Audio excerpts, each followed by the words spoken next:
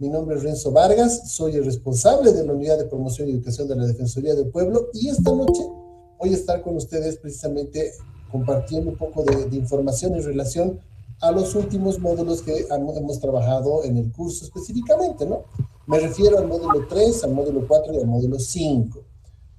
Hoy día precisamente lo que vamos a hacer es una pequeña revisión de los contenidos que se han trabajado en estos módulos, más que todo en lo que es el módulo 3 y el módulo 5. El módulo 4 lo podemos conversar porque ustedes saben bien que el módulo 4 está orientado más a hablar y ver aspectos específicos de lo que significa ser un defensor voluntario, ¿no? Yo creo que ustedes ya con la práctica que estamos teniendo entre estos días y iniciando el programa ya tienen una idea de más o menos cómo funciona, ¿no? Y hablando precisamente del curso, quisiera empezar primero a darles información importante sobre esto, siendo que ahora ya estamos en el módulo 5, eso quiere decir que este es el último módulo del curso. Hemos tenido esta experiencia de que muchos de sus compañeros defensores voluntarios no han podido ingresar de forma oportuna al curso porque ha habido un problema de notificación en ese tema, ¿no? Entonces, algunos no han recibido los correos de forma oportuna y hemos tenido también problemas con algunos correos que estaban mal la dirección y cosas como esa, ¿no? Entonces, en ese sentido, por si acaso, se ha determinado que se va a hacer un periodo y se va a establecer un periodo de regulación, así lo hemos llamado. Y ya en su momento también les habíamos informado que este periodo se iba a abrir. Pero hacerles recuerdo que este periodo entonces se va a habilitar la próxima semana. Cuando termine este módulo 5, la próxima semana habilitamos el el periodo de regulación. Por si acaso, el periodo de regulación no implica toda una semana, son unos cuantos días nada más, ¿eh?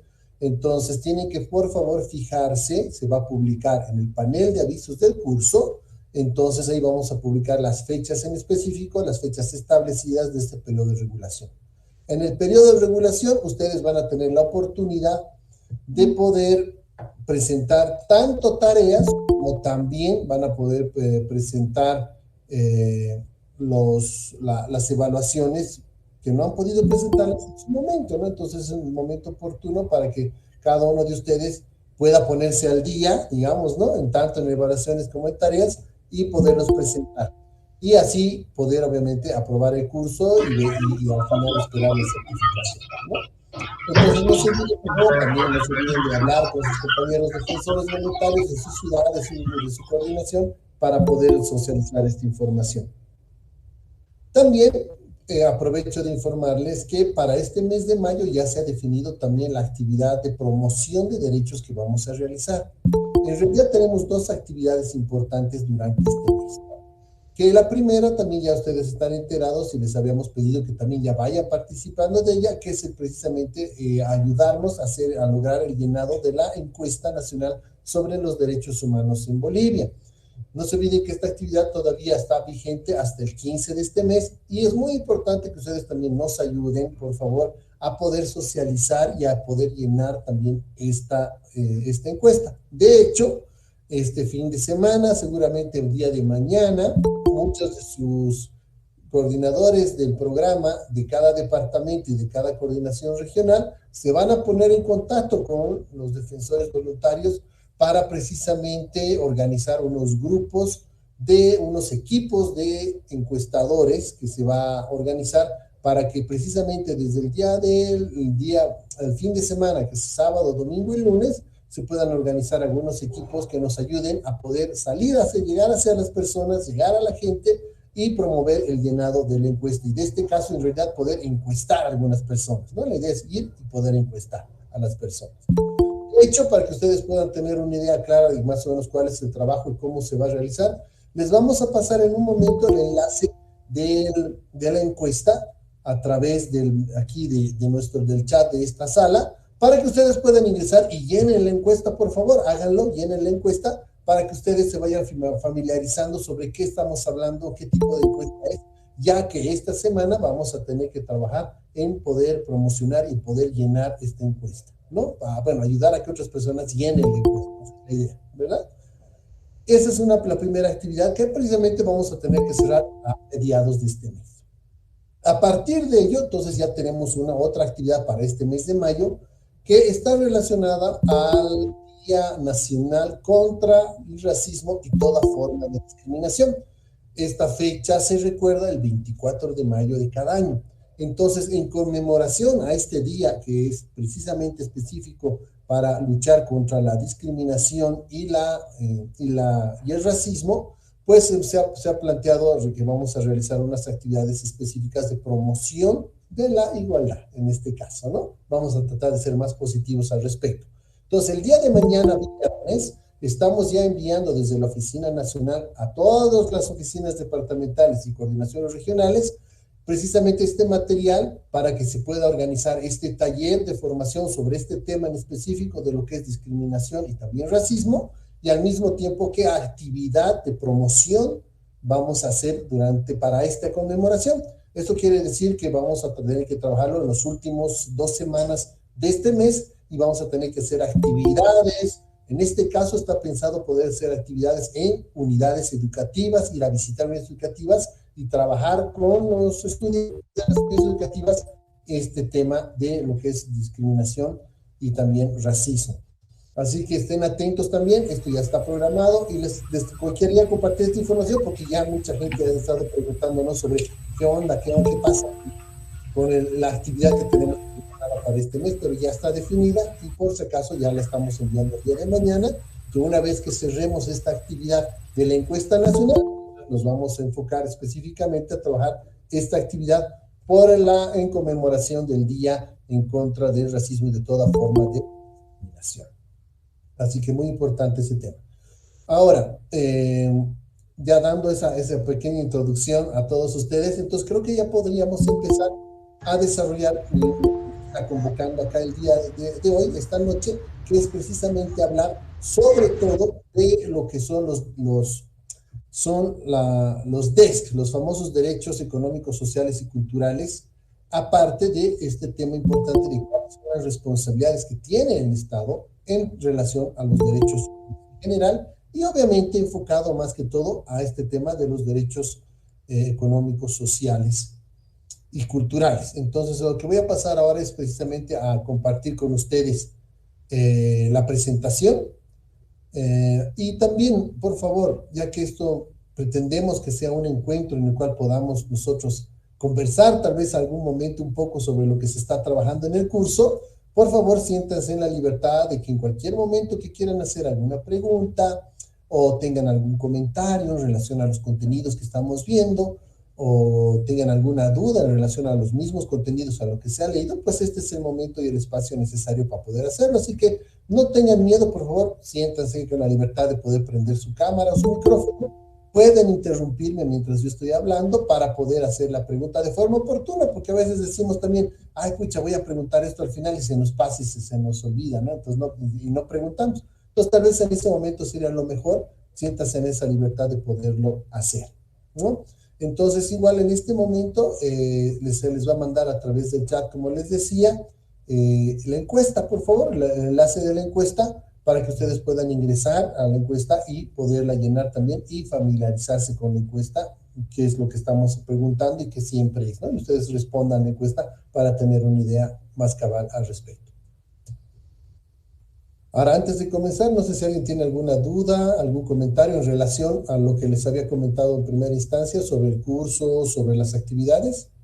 ¿Alguien tal vez?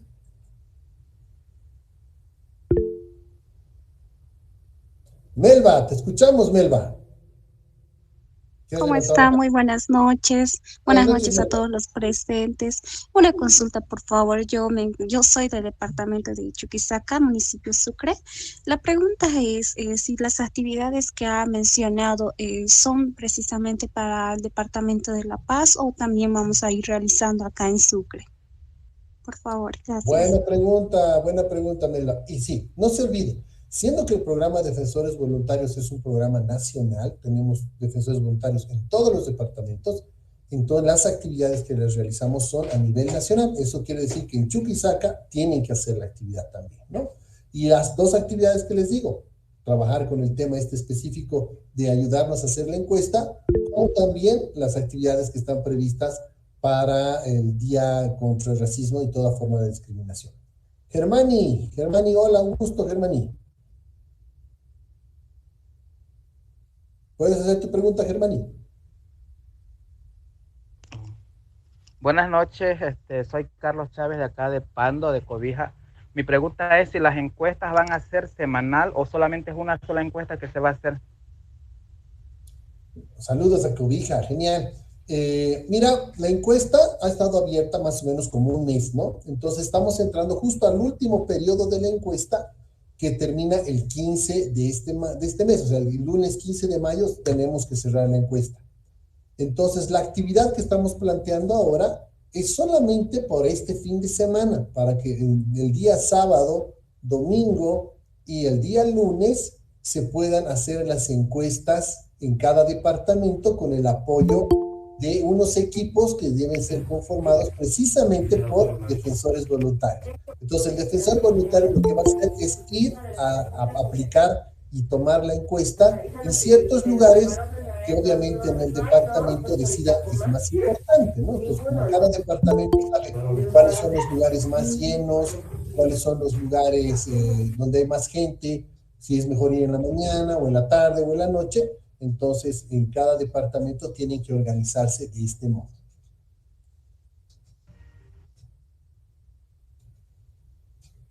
Creo que nadie más tenemos con la mano levantada. Gianmarco. Te escuchamos, Gianmarco. Buenas noches a todos. Aquí habla Gianmarco de la G. Cabrera, la provincia de Germán Bush, de Puerto Suárez. Hola, Puerto Suárez, me saludas. Una preguntita, después para rellenar de todos los requisitos que hay ahí, la pregunta que vamos a llenar. Mira, la encuesta es virtual, así que en el material que nosotros hemos enviado el día de hoy a cada delegación y también a cada coordinación regional, se está explicando cómo se debe aplicar la encuesta, ¿no? Entonces, la encuesta se la llena por un celular, ¿no? Se puede llenar, son solamente 8 preguntas, por si acaso, no crean que es una encuesta así súper larga, de esas que muchas veces hacen esas empresas encuestadoras, ¿no? Te tienen parado media hora preguntándote todo, ¿no? No, esto es algo muy puntual, solamente tiene 8 preguntas muy concisas, que máximo te quitará unos 5 minutitos de tiempo para poderla llenar, ¿no? Y la intención de esta actividad que podemos hacerla este fin de semana es que precisamente los defensores voluntarios salgan a la calle, vayan a lugares donde hay acúmulo de gente, puede ser mercados, no sé, tal vez el cine, puede ser una feria, puede ser, no sé, una plaza, algún lugar donde haya gente, y ahí aprovechar de aplicar la encuesta así rapidito, ¿no? Y tener la mayor cantidad de participación posible. Otra pregunta, disculpe, ¿nosotros como voluntarios tenemos que hacer las encuestas o va a haber personas específicas que la van a hacer en cada departamento? No, en este caso tiene que hacerlo el defensor voluntario, pero no se olviden, tienen que coordinarlo con el responsable del programa de su departamento o de su coordinación, ya que él va a ser el que va a organizar los grupos, los equipos de personas que van a ir a hacer la encuesta, aplicar la encuesta, ¿no? Entonces, estén con calma, estoy seguro, hoy día recién hemos mandado el instructivo hacia las oficinas, estoy seguro que mañana se van a contactar con ustedes para poder organizar estos equipos. Así que no se preocupen todavía, tenemos todo el día de mañana para poderlo organizar.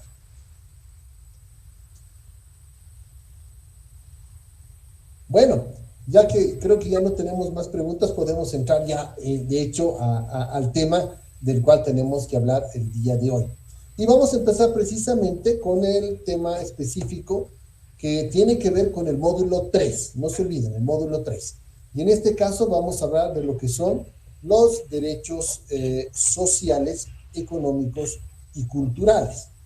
Seguramente ustedes cuando han podido revisar los contenidos de esto, se han podido dar cuenta que no son tan fáciles de comprender como por ejemplo los derechos civiles y políticos, ¿no?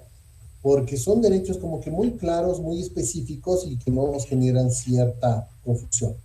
Pero esta cualidad también es algo que se puede trabajar y se puede resolver, porque los derechos económicos, sociales y culturales, si bien son diferentes y nos confunden un poco, está más que todo relacionado al tema de cómo se estructura legalmente en cada país. ¿A qué me refiero con esto? que de pronto en cada país se define de manera un poco distinta estos derechos, ¿no? Entonces, de pronto, si tú revisas, por ejemplo, lo que dice Naciones Unidas en relación a esto, va a ser un poco distinto o diferente a lo que se plantea en la Constitución Política del Estado. Pero no significa que sean otros derechos o sean diferentes. En realidad es el modo en cual se los plantea en cada situación, ¿no? Entonces, eso también es importante recalcar, porque muchas veces nos confundimos con el tema de los derechos económicos, sociales y culturales, porque consideramos que de pronto son muy generales, nos tienden a divagar un poco, porque hay diferencias entre lo que a veces leemos en un lado y lo que puede decir otro lado. Lo que puede decir un autor que lo ha escrito desde Europa y lo que puede decir un autor que lo ha escrito desde Latinoamérica, que tiene otra, como les digo, otra manera de organizarlos, ¿no? Pero la idea de hoy día, precisamente, de esta sesión, va a ser un poquito aclarar precisamente este tema, ¿no? Para que todos tengamos una idea clara de qué implica realmente hablar de derechos económicos, sociales y culturales. No es un tema de que vamos a decir que son 5 o 4 o 3 o 20, sino todo lo que implica precisamente ejercer estos derechos, que es lo más importante que tenemos que poderlo comprender. Entonces, para empezar, tenemos que tener un ámbito un poquito amplio en la misma definición, entonces. Por ejemplo, aquí lo que yo les presento dice específicamente que son derechos que están relacionados, por ejemplo, por el lugar de trabajo, están relacionados con la seguridad social, con la vida en familia, ¿no? Entonces, cuando piensas vida en familia, pucha, puede ser muy amplio, ¿no? Muchos aspectos, muchos derechos que hacen familia, ¿no? Que va desde, por ejemplo, una buena alimentación, el hecho de tener un techo, el hecho de tener acceso al agua, el hecho de tener servicios básicos, por ejemplo, hacen, pues, tener una vida en familia digna, ¿no? Saludable. Entonces, como pueden ver, cuando hablamos de derechos sociales, culturales, económicos y sociales, estamos hablando de una variedad y varios conceptos de lo que ayuda a que nosotros tengamos una vida digna, ¿no? Y esto también implica lo que se participa, de que implica también que tú tienes derecho a participar de una vida cultural, ¿no? Eso es interesante. Igual si ustedes piensan en qué es participar o tener una vida cultural, seguramente ustedes van a pensar en varios aspectos, varias cosas que hacen una vida cultural, ¿no? Entonces, no es algo muy específico, ¿no? Entonces, pero implica ello también. Además, como les decía, puede ser específico, como por ejemplo hablar de que necesitamos acceder a una vivienda, necesitamos acceder a alimentación, necesitamos tener acceso al agua. No nos olvidemos de derechos importantes como el derecho a la salud, el derecho a la educación, que son derechos económicos, sociales y culturales. Pero, ahora, ¿cómo nos pondremos de acuerdo? O sea, ¿cómo realmente entonces vamos a identificar cuál es un derecho económico o social o cultural? Por suerte, también bajo estas circunstancias existe una lista básica, que es lo que se llama, ¿no? Entonces, en derechos humanos es como que de pronto se elaboró una especie de lista o unos criterios básicos para poder entender a qué nos referimos cuando hablamos de derechos económicos, sociales y culturales. Entonces, estos llegarían a ser lo que les presento ahora, algunos de la lista básica y de los derechos que implica estos derechos DESC, ¿no? Así se les dice, se les pone esa como apodo, si quieren, que son los DESC, ¿no? Que son derechos económicos, sociales y culturales. Por ejemplo, los derechos de los trabajadores. ¿Cuáles? Todos los derechos de los trabajadores, ¿no? El hecho de tener, por ejemplo, un salario justo, el hecho de trabajar las 8 horas, el hecho de tener vacaciones, derecho a la vacación, ¿no? El derecho a que tu patrón te asegure, ¿no? Y te dé seguridad, ¿no? Un seguro médico. Entonces, esas cosas, por ejemplo, todos ese tipo de derechos que están relacionados a un trabajador son derechos económicos, sociales y culturales, ¿no? Entonces, como pueden ver, es una gama un poco amplia en realidad, ¿no? Mucho más amplia de lo que nosotros vemos con derechos que son los civiles y políticos, ¿no? Entonces, una gama mucho más amplia. Eso es un paso muy importante porque incluye muchos aspectos de nuestra vida. Era lo que mencionábamos también en su momento, ¿se acuerdan en la primera sesión? Y decíamos, los derechos humanos están para toda nuestra vida, están en todos los momentos de nuestra vida y en todos los niveles de nuestra vida. Y estos son derechos que precisamente están en todos esos niveles, ¿no? En este caso, para el tema del trabajo, por ejemplo, ¿no? Entonces, todos los derechos relativos al tema del trabajo son derechos económicos, sociales y culturales. Por ejemplo, el derecho a la seguridad social y a la protección social. Es también y esto implica muchas cosas. Por ejemplo, ustedes está de moda hablar de la gestora, que nos estamos cambiando, ¿no? Estamos yendo de la AFP a cambiando una gestora. Entonces, esto es un derecho que tiene que ver con la seguridad social. El hecho de que yo, cuando me jubile, cuando ya sea una persona adulta mayor, pues tenga protección social, ¿correcto? Entonces, tenga una jubilación justa, tenga el acceso a la salud, tenga el acceso por ejemplo, a que me protejan, ¿no? Porque ya siendo adulto mayor, necesito que mayor cuidado tal vez, entonces tener esos beneficios, por ejemplo, ¿no? Entonces, toda esa protección social también es parte de los derechos económicos, sociales y culturales. Habla también y se relaciona con el tema de la protección de la familia y la asistencia a la familia, ¿no? Entonces, esto es muy importante también pensarlo, porque nosotros como familia, incluso si ustedes revisan nuestro marco legal, nuestra constitución política del Estado, hay derechos que están orientados a la familia, ¿no? Entonces, estos derechos que están orientados a la familia, por ejemplo, también son derechos económicos, sociales y culturales, ¿no? Como el hecho, como ese famoso derecho que se habla ahora y que a nosotros nos interesa mucho promoverlo, que es el derecho a que en realidad todos tenemos derecho a tener una familia. Y esto tiene que ser, por ejemplo, una de las prioridades del Estado en poder garantizar que estos niños que no tienen familias, que no tienen papás, pues puedan acceder a una familia. Puede ser los tíos, los abuelos o la familia cercana, la familia primaria, pero también podrían tener el derecho a ser adoptados, a que una familia los pueda adoptar, por ejemplo, ¿no? Entonces, como pueden ver, todo este tema de derechos, mira, en este caso de los niños, está asociado específicamente a los derechos económicos, sociales y culturales. Luego también hablamos del derecho a un nivel de vida adecuado, ¿no? Entonces, este derecho, ¿qué implica? Como les decía, el hecho de que yo para tener un nivel de vida adecuado, o sea, una vida digna, requiero de ciertas cosas, ¿no? Por ejemplo, tener la oportunidad, como les decía, a tener alimentación, a tener un trabajo, a vivienda digna, a tener servicios básicos, ¿no? Y esto no significa, por si acaso esto es importante aclararlo, no significa que el Estado nos tenga que dar casa, agua, luz, todo gratis, no, sino que sea accesible para todos, que sea posible que yo con este salario digno, ojo, el salario también digno es un derecho económico social, y con este sueldo digno yo pueda pues cubrir estas necesidades, ¿no? De poder pagar mi luz, de poder pagar agua y tener todo lo que necesito para tener una vida digna, un derecho a un nivel de vida adecuado, ¿no? Entonces tenemos que empezar a comprender que los derechos económicos, sociales y culturales no son solo derechos en específico, sino están relacionados más que nunca con ciertas condiciones de tener una vida digna, ¿no? Ahora, obviamente, el derecho a la salud implica el derecho al acceso a la salud, aunque cuando hablamos de salud implica también muchos otros aspectos, ¿no? Porque estar sano no significa necesariamente no estar enfermo, sino significa que tener una vida saludable implica también, por ejemplo, acceder a alimentación adecuada, acceder a educación adecuada, información adecuada para que yo tenga una vida saludable. El hecho de poder acceder, ¿qué te puedo decir? A espacios deportivos, a espacios donde puedo ir a correr y hacer deporte para mantenerme saludable, ¿no? Entonces, como pueden ver, el derecho a la salud no solo implica el hecho de que yo tenga las medicinas o la vacuna, que también son parte de los derechos, o tener acceso a un centro de salud, sino también a pensar en que cómo se desarrolla saludablemente mi vida, ¿no? Podemos incluso divagar un poco más y adentrarnos un poco más. Si yo no vivo en un barrio seguro, entonces no voy a tener una vida saludable.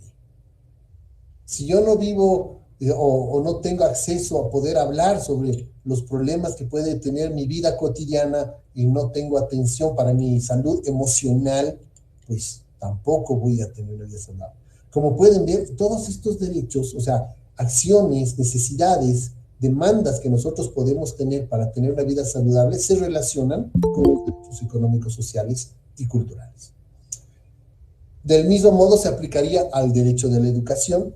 Igual, a la educación no significa solo el hecho de que hay una escuela cerca, sino significa que yo tenga escuelas de calidad, ¿no? Que tenga una educación de calidad, que tenga una educación actualizada, que sea una actualización pensada para mi contexto, que sea una educación que me permita más adelante tener pues un trabajo digno, con un sueldo digno, ¿no? Entonces van entendiendo cómo se va configurando el tema de los derechos y cómo esto se va relacionando. Y ahí también entendemos mucho estos principios de los derechos humanos cuando hablamos de que son inalienables, de que no se pueden separar, de que no hay uno más importante que el otro porque se interrelacionan y todos esos otros principios y características que los derechos humanos tienen. Y por último, cuando hablamos de derechos culturales, también les decía, pensemos en qué es tener una vida cultural, ¿no? ¡Wow! Entonces pensamos en toda una diversidad de situaciones y de cosas y ventajas que nosotros tenemos. El hecho de que podamos acceder al arte y promocionar nuestro arte, que está relacionado con la libertad de pensamiento, ¿no? Y de opinión, y de podernos expresar como nos parezca. El hecho de participar de la vida cultural con nuestra comunidad, con nuestros vecinos, pues es algo igual impensable que hace también que tú tengas una vida digna, una vida saludable, y tengas un nivel de vida adecuado. Entonces, como pueden ver, estos derechos, si bien se los puede ver un poco, ay, qué complicado, muy difusos, muy raros, ¿no?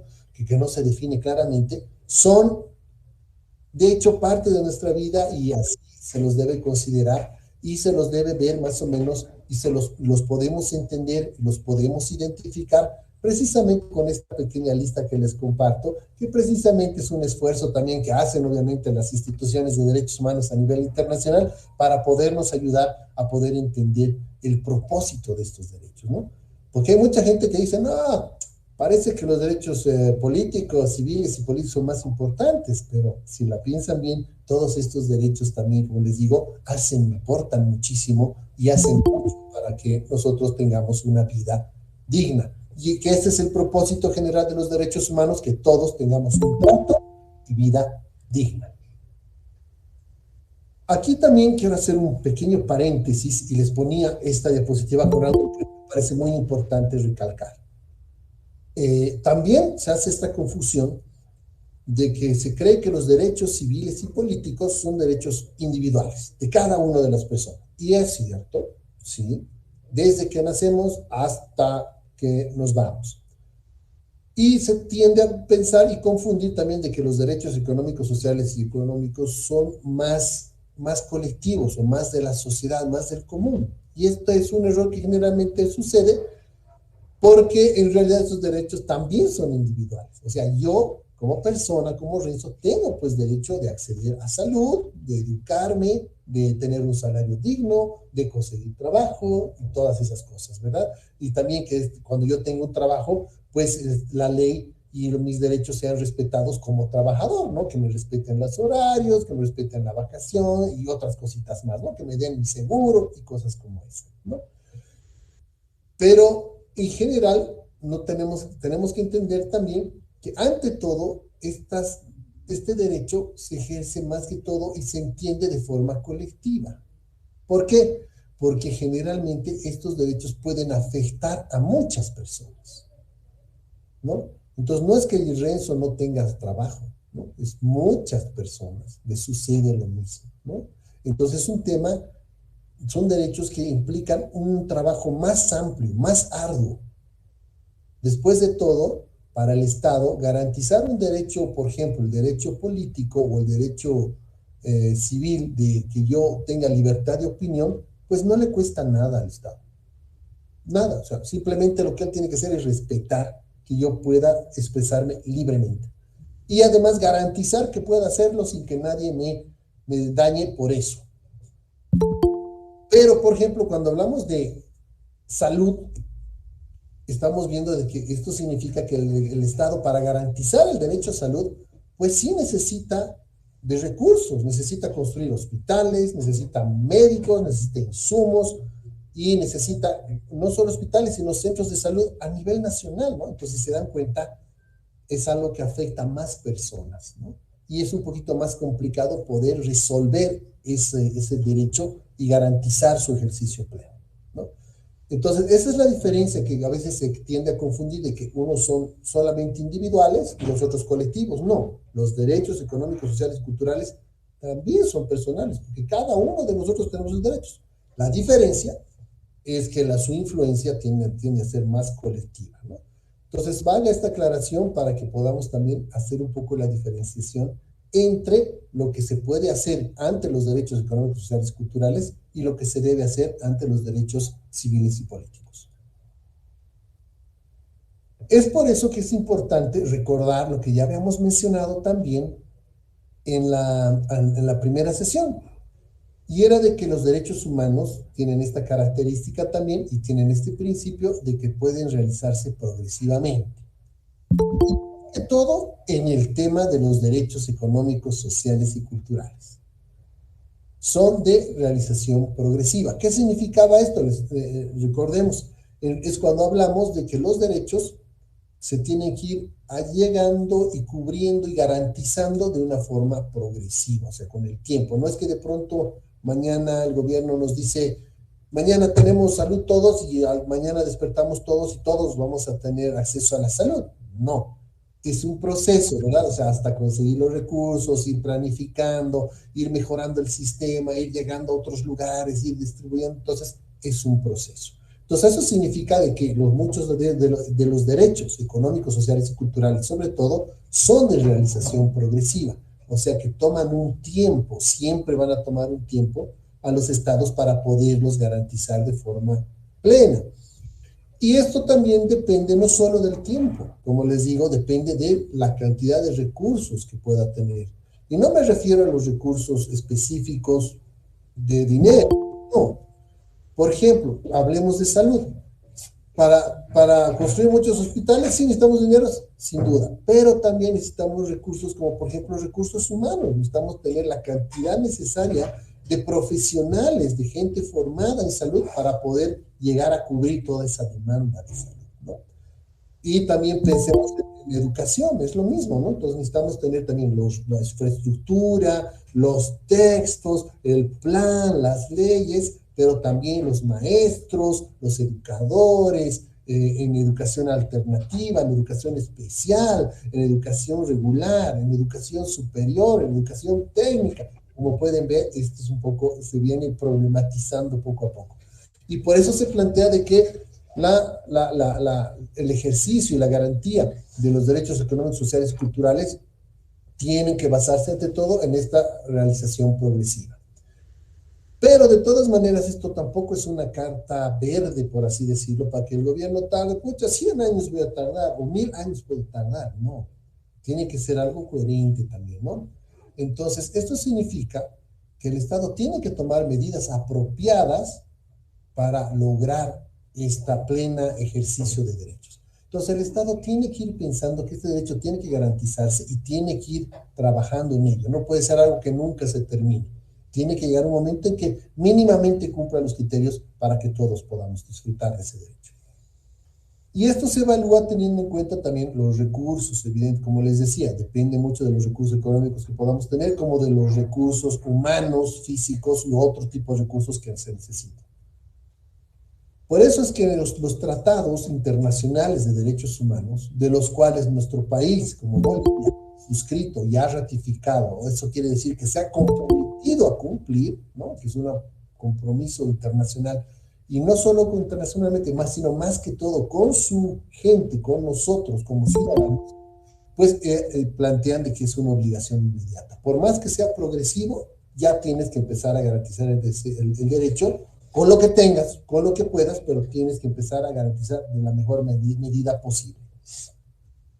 Entonces, eso significa que toda persona, por lo menos, tiene que tener acceso a lo mínimo de un derecho, ¿no? O sea, tiene que tener acceso.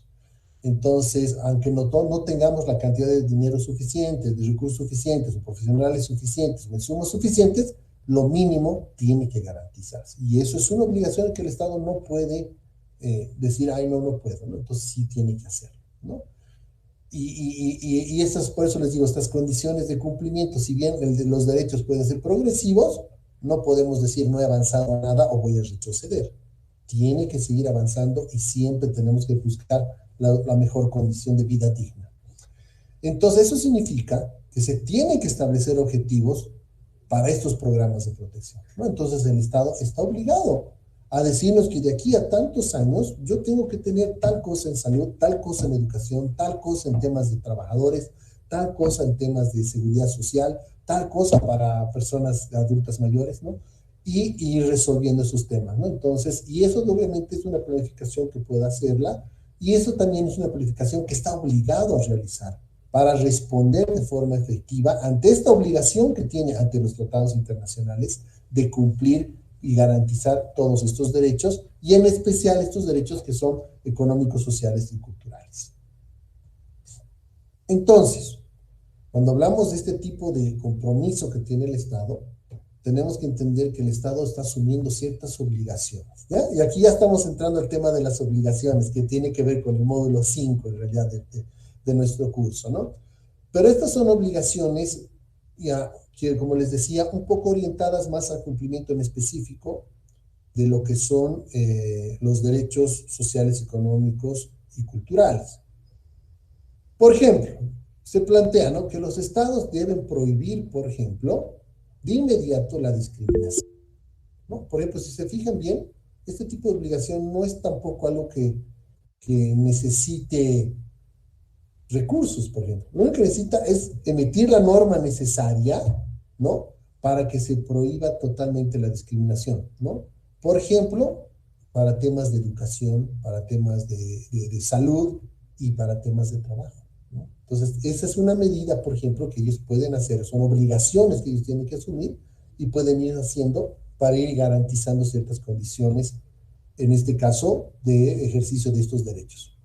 Carmen Astorga hace una pregunta, se las leo, dice: en este sentido, ¿realiza el Estado su Agenda Patriótica 2025 y va a sus 13 pilares fundamentales que se basan en la pobreza y educación?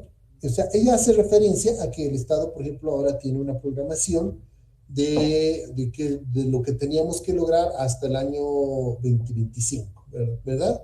Y nos habla de que este plan tiene 13 pilares fundamentales que se han planteado para poder superar algunos temas, como ella menciona: pobreza, educación, exclusión, violencia, género, ¿no?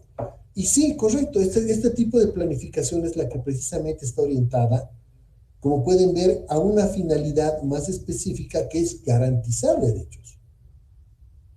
Cuando hablamos de superar la pobreza, por ejemplo, estamos hablando de poder garantizar a las personas vida digna, que tengan educación, que tengan salud, que tengan una casa, que tengan una vivienda, que puedan acceder a pagar esos servicios, ¿no? Entonces, si se fijan bien, esto está relacionado directamente con el hecho de garantizar una vida digna a través del cumplimiento y garantía de estos derechos.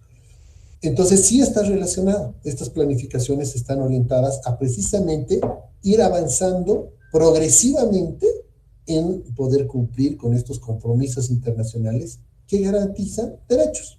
Esa es la forma fácil de decirlo, ¿no? Y de relacionarlo precisamente con el trabajo que nosotros hacemos como personas que defendemos los derechos humanos. Ahora, también, si ustedes ven en el punto 2, lo que se está planteando es, dice, los derechos no sujetos al logro progresivo de la efectividad. ¿Esto qué quiere decir? O sea, no todos los derechos económicos, sociales y culturales son progresivos o tienen que estar amarrados a la progresividad. Como les decía, hay algunos derechos que son económicos y culturales que no necesitan de un presupuesto para que de aquí a 10 años recién se logren, no. Son cosas que se pueden hacer ahora. Por ejemplo, como les decía, normativa que precisamente prohíba cualquier tipo de discriminación bueno, racismo, no, discriminación, cualquier tipo de forma de discriminación para acceder a salud, para acceder a educación, para acceder a, no sé, a un trabajo, por ejemplo, ¿no? Entonces, esas son condiciones importantes, por ejemplo, que se pueden ir cumpliendo. Entonces, como por ejemplo, estas son obligaciones que se pueden ir cumpliendo sin necesidad de que realmente entre en el marco de la progresividad. También podemos hablar que, si bien se puede lograr algunas cosas de forma progresiva, hay que adoptar medidas, se tiene que ir adoptando medidas que sean razonables en el tiempo. ¿no? Entonces, como les decía, otra obligación del Estado no es decirnos cuánto tiempo vamos a lograr esto, ¿no? O en tanto tiempo vamos a tener un sistema de salud que realmente ayude a todos, ¿no? O que por lo menos llegue al 80%, es un decir, ¿no? Un 80% de la población, ¿no? O vamos a lograr que en cuestión de unos 2, 3 años, 5 años, ya no va a haber filas, no va a haber necesidad de ir a dormir desde las 3 de la mañana, hacer fila para conseguir una ficha para atención en salud, ¿no? Entonces, esas cosas, por ejemplo, no podemos dejarlas que siempre sigan así, no. Nuestra meta es de que el Estado cumpla con estos compromisos y que en un tiempo de periodo razonable, ¿no? O sea, tampoco, como les digo, el Estado no puede decir, así siempre ha sido, así siempre va a ser. No, su trabajo es garantizar esos derechos y que estas cosas cambien y mejoren y que progresivamente se garantice esos derechos. Ese es su propósito, no tiene otro propósito en general. Luego, se habla también de que es muy importante en tema de derechos prohibir, ojo, que esto tampoco requiere muchos recursos, pero prohibir la regresión, o sea, dar pasos atrás en temas de derechos, ¿no? O sea, los estados no deben permitir que la situación empeore, por ejemplo, ¿no? Y eso es algo muy importante, porque se supone que la finalidad es que el derecho sea progresivo, que vaya mejorando y avanzando en el tiempo. No es, la idea no es de que de pronto, ay, pucha, este añito no va a haber... Yo creo que es mi cámara, ¿no? Ilsen, te escucho, dale.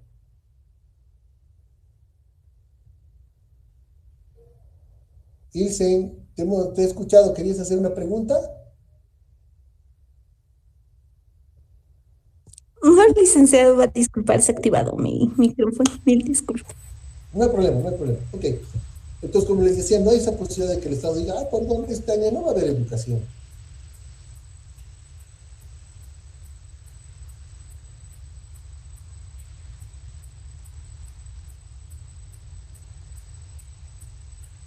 Licenciado, su audio está apagado.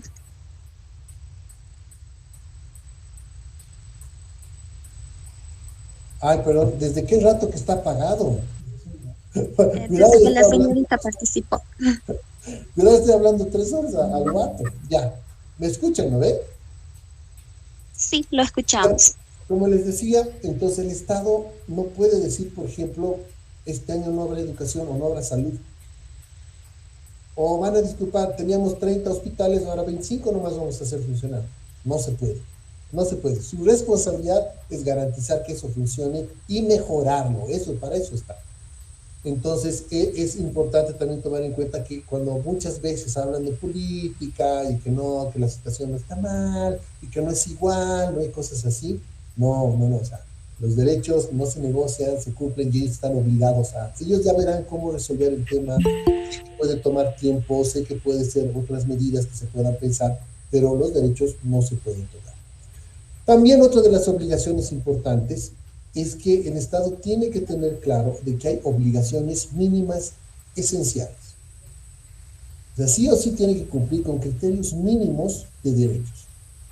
No puede decir, por ejemplo, voy a cumplir derecho en específico a salud, pero educación no tanto, ¿no? No existe eso, ¿no? Entonces siempre tiene que ser una preocupación los derechos para que siempre pueda ser desarrollado, al menos hasta criterios mínimos aceptables, ¿no? Entonces, si no cumple con esas obligaciones, porque incluso puede pasar que no tenga los recursos necesarios, tiene que demostrar el Estado que ha hecho todo lo posible para poder utilizar todos los recursos que tiene a mano, ¿no? Entonces, no puede decir, no, esto no pasa o esto pasa, tienes que demostrar como Estado que estás poniendo todo tu esfuerzo, todos tus recursos, los que tengas posibilidad de hacerlo, a poder garantizar este derecho, ¿no? Entonces, como pueden ver, el tema de los derechos económicos, sociales y culturales es muy importante, porque estamos hablando de muchos aspectos y de muchos niveles de la vida de las personas y de la sociedad que son fundamentales para poderse desarrollar como sociedad, ¿no? Y cuando hablamos nosotros de que los derechos humanos están pensados y están hechos, bueno, no hechos, sino el propósito es que nosotros tengamos una vida digna, pues realmente es un trabajo que requiere mucho compromiso por parte del Estado y tener claros este tipo de obligaciones. ¿no? Y por nuestra parte también es necesario tener claro cuáles son estas obligaciones que tiene el Estado, ¿no? Nuestro rol precisamente como defensores de derechos es esto, hacerles recuerdo que el Estado tiene obligaciones, ¿no? Y que el Estado tiene que cumplir estas obligaciones. Y para todos los derechos, sean económicos, sociales, culturales o tal vez los políticos y los derechos civiles, ¿no? Y también hay otro tipo de derechos también que tienen que respetarse. Acaba de levantar la mano Marta Castedo. Marta, adelante, escuchamos. ¿Cómo está, licenciado? Buenas noches. Le hablo de Puerto Suárez, provincia Germán Bush. Yo en la que estoy entendiendo claramente relacionado a los derechos económicos, sociales y culturales, y en su definición nos dice que son las necesidades básicas que tenemos todas las personas para tener una vida dignamente. Pero en la vida, en el diario vivir, yo formo parte de la población del adulto mayor y soy del directorio prácticamente de la Federación de Adultos Mayores. ¿Cómo sería mi posición como voluntaria? Hace tiempo que yo participo en Puerto Suárez como voluntaria de la Defensoría del Pueblo y en muchas circunstancias nos topamos con situaciones muy difíciles, pero en este caso, como usted nos está explicando sobre las obligaciones que tiene el Estado para cubrir, vamos a decir, la ley 379 del adulto mayor nos da también prioridades, como por decir que el adulto mayor sea atendido en primera fila, que el adulto mayor tiene derecho a la salud gratuita, y así sucesivamente. La ley 1886 con el descuento del 20% sobre servicios básicos y transporte, y muchas de estas leyes que están escritas no se las cumple, ya sea en el transporte, ya sea en la salud. Estoy escuchando y claramente sabemos de que hoy día los municipios atraviesan, las gobernaciones, municipios atraviesan dificultades porque ha disminuido el ingreso del IDH, entonces las farmacias están totalmente desabastecidas. Un adulto mayor muchas veces no consigue ni el losartán que es para controlar su presión. Entonces, como voluntarios, nosotros defensores voluntarios, ¿cómo podemos paliar de alguna forma o ponernos, digamos, para que eso se pueda cumplir, sabiendo que no hay los recursos necesarios, sabiendo las necesidades, por decir que se hacen marchas y demás cosas, que los adultos mayores tienen toda la razón porque no se cumplan? Entonces, como voluntario, y hablo con mi calidad de esa población y que yo soy representante y soy voluntaria, ¿cómo podemos actuar? Gracias, Marta, por compartir con nosotros esa tu experiencia también. Y ese es el punto. Es muy importante hablar. Cuando hablamos de defensores de derechos humanos, la función principal de cómo podemos intervenir ante estas situaciones que tú planteas, de que, por ejemplo, no se cumple la ley de adultos mayores, de estos aspectos del trato preferencial que ustedes tienen, el tema del trato preferencial en temas de salud, es precisamente haciendo notar a las autoridades respectivas, a quienes corresponda, que estas fallas están yendo en contra de la norma y que tienen que resolverlas, ¿no? Ahora entiendo que es una pelea a veces complicada, porque sabemos que a veces las autoridades están con otras prioridades, más con el tema político, que de compromiso muchas veces, pero en todo caso, nosotros como defensores de derechos humanos hacemos eso, ¿no? De hacer recuerdo, de informar a la gente, de informar tal vez en este caso a todas las personas adultas mayores del municipio, para hacer fuerza y demandar para que el alcalde o el gobernador, o en su caso el gobierno central, pues asuma las medidas para resolver estos temas urgentes. Si bien algunas cosas, como por ejemplo el acceso a medicamentos, como usted mencionaba, requieren tal vez de financiamiento y todo eso, pues tiene que garantizar de la mejor manera la alcaldía, en este caso, para que todos sus centros municipales de salud pues tengan los medicamentos necesarios. Pero, por ejemplo, aspectos como el hecho de que usted tenga prioridad a ser atendida, a prioridad para ingresar a otros servicios, pues eso no requiere en realidad, como usted puede saber, de un presupuesto en específico, sino que simplemente las personas que están encargadas de cumplir con eso tengan la capacitación necesaria, tengan, o si no, tengan las sanciones respectivas también por no cumplir estos preceptos normativos, ¿no? Entonces, como puede ver, el tema de la defensa de los derechos humanos y de ser defensor voluntario de los derechos humanos es en realidad tener una visión, tener una mirada de derechos sobre todas las cosas y sobre todo lo que está pasando en nuestra vida. Y para ver si estos principios o estos principios básicos, estos mínimos de derechos se puedan cumplir, ¿no? Entonces, ese es el detalle de nosotros, digamos, la principal función es eso, de hacer notar a las autoridades o de denunciar a las autoridades que a pesar de que conocen de que estas falencias están pasando, no las vayan a atender, ¿no? Pues ese también es el principal rol de la Defensoría del Pueblo en general. Entonces, si de pronto usted ve que este es un tema continuo, que no se resuelve, entonces corresponde llegar a una instancia como la nuestra para hacer una denuncia, decir, por ejemplo, en tal X banco o en tal X entidad no están cumpliendo con el trato preferencial o no están cumpliendo con el hecho de contar con las medicinas que nosotros necesitamos. Entonces, para que ahí la Defensoría intervenga ya desde este ámbito institucional, ya que la misma ley le otorga, para poder hacer el seguimiento respectivo, es reparar esta situación y la gente pueda acceder al derecho, ¿no? Entonces, sé que suena un poco largo el proceso, pero si ustedes, si tenemos nosotros la idea clara y persistimos en el tema de que nosotros somos en realidad igual las personas que debemos demandar y exigir que estos derechos se nos respeten, pues entonces la cosa también se hace un poco más llevadera, ¿no? Entonces, más que todo, en función de un defensor voluntario, es eso, ¿no? De poder compartir con las personas esta mirada de derechos sobre cómo debería ser nuestra vida digna, ¿no? Entonces, de qué es lo que nosotros necesitamos y que lo que necesitamos es un derecho, ¿no? Entonces, eso ayuda mucho para que igual la gente, incluso hasta el momento que llegue una elección más futura, pueda pensar más en temas de derechos y de cómo garantizar nuestros derechos que pensar en algunas otras cosas, ¿no? Entonces, ese sería más o menos el rol que nosotros como defensores voluntarios tendríamos que asumir. Creo que también... No, gracias a vos, Marta, por participar. Creo que alguien más levantó la mano. Perdón.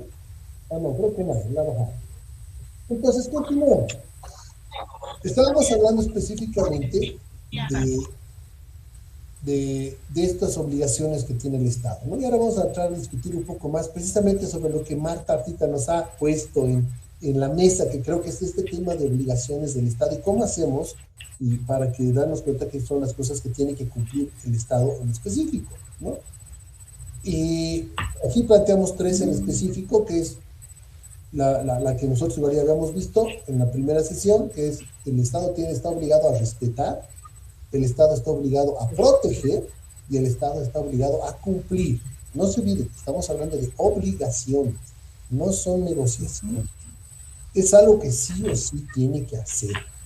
Y es algo así o sí que tenemos que demandar, ¿no? Ahora, ¿qué significa en este ámbito la obligación de respetar? ¿No? Entonces, el Estado está obligado a respetar nuestros derechos. ¿Eso qué quiere decir? Que el Estado no nos puede quitar derechos. Eso quiere decir que el Estado está obligado a respetar nuestros derechos. Por eso es obligación de respetar, ¿no? Entonces, tiene que respetar los derechos individuales de cada uno de nosotros, por ejemplo, el derecho a la libre expresión, el derecho a la opinión, ¿no? A la libertad de pensamiento, tiene que respetar mi cultura, ¿no? Tiene que respetar mis derechos laborales, ¿no?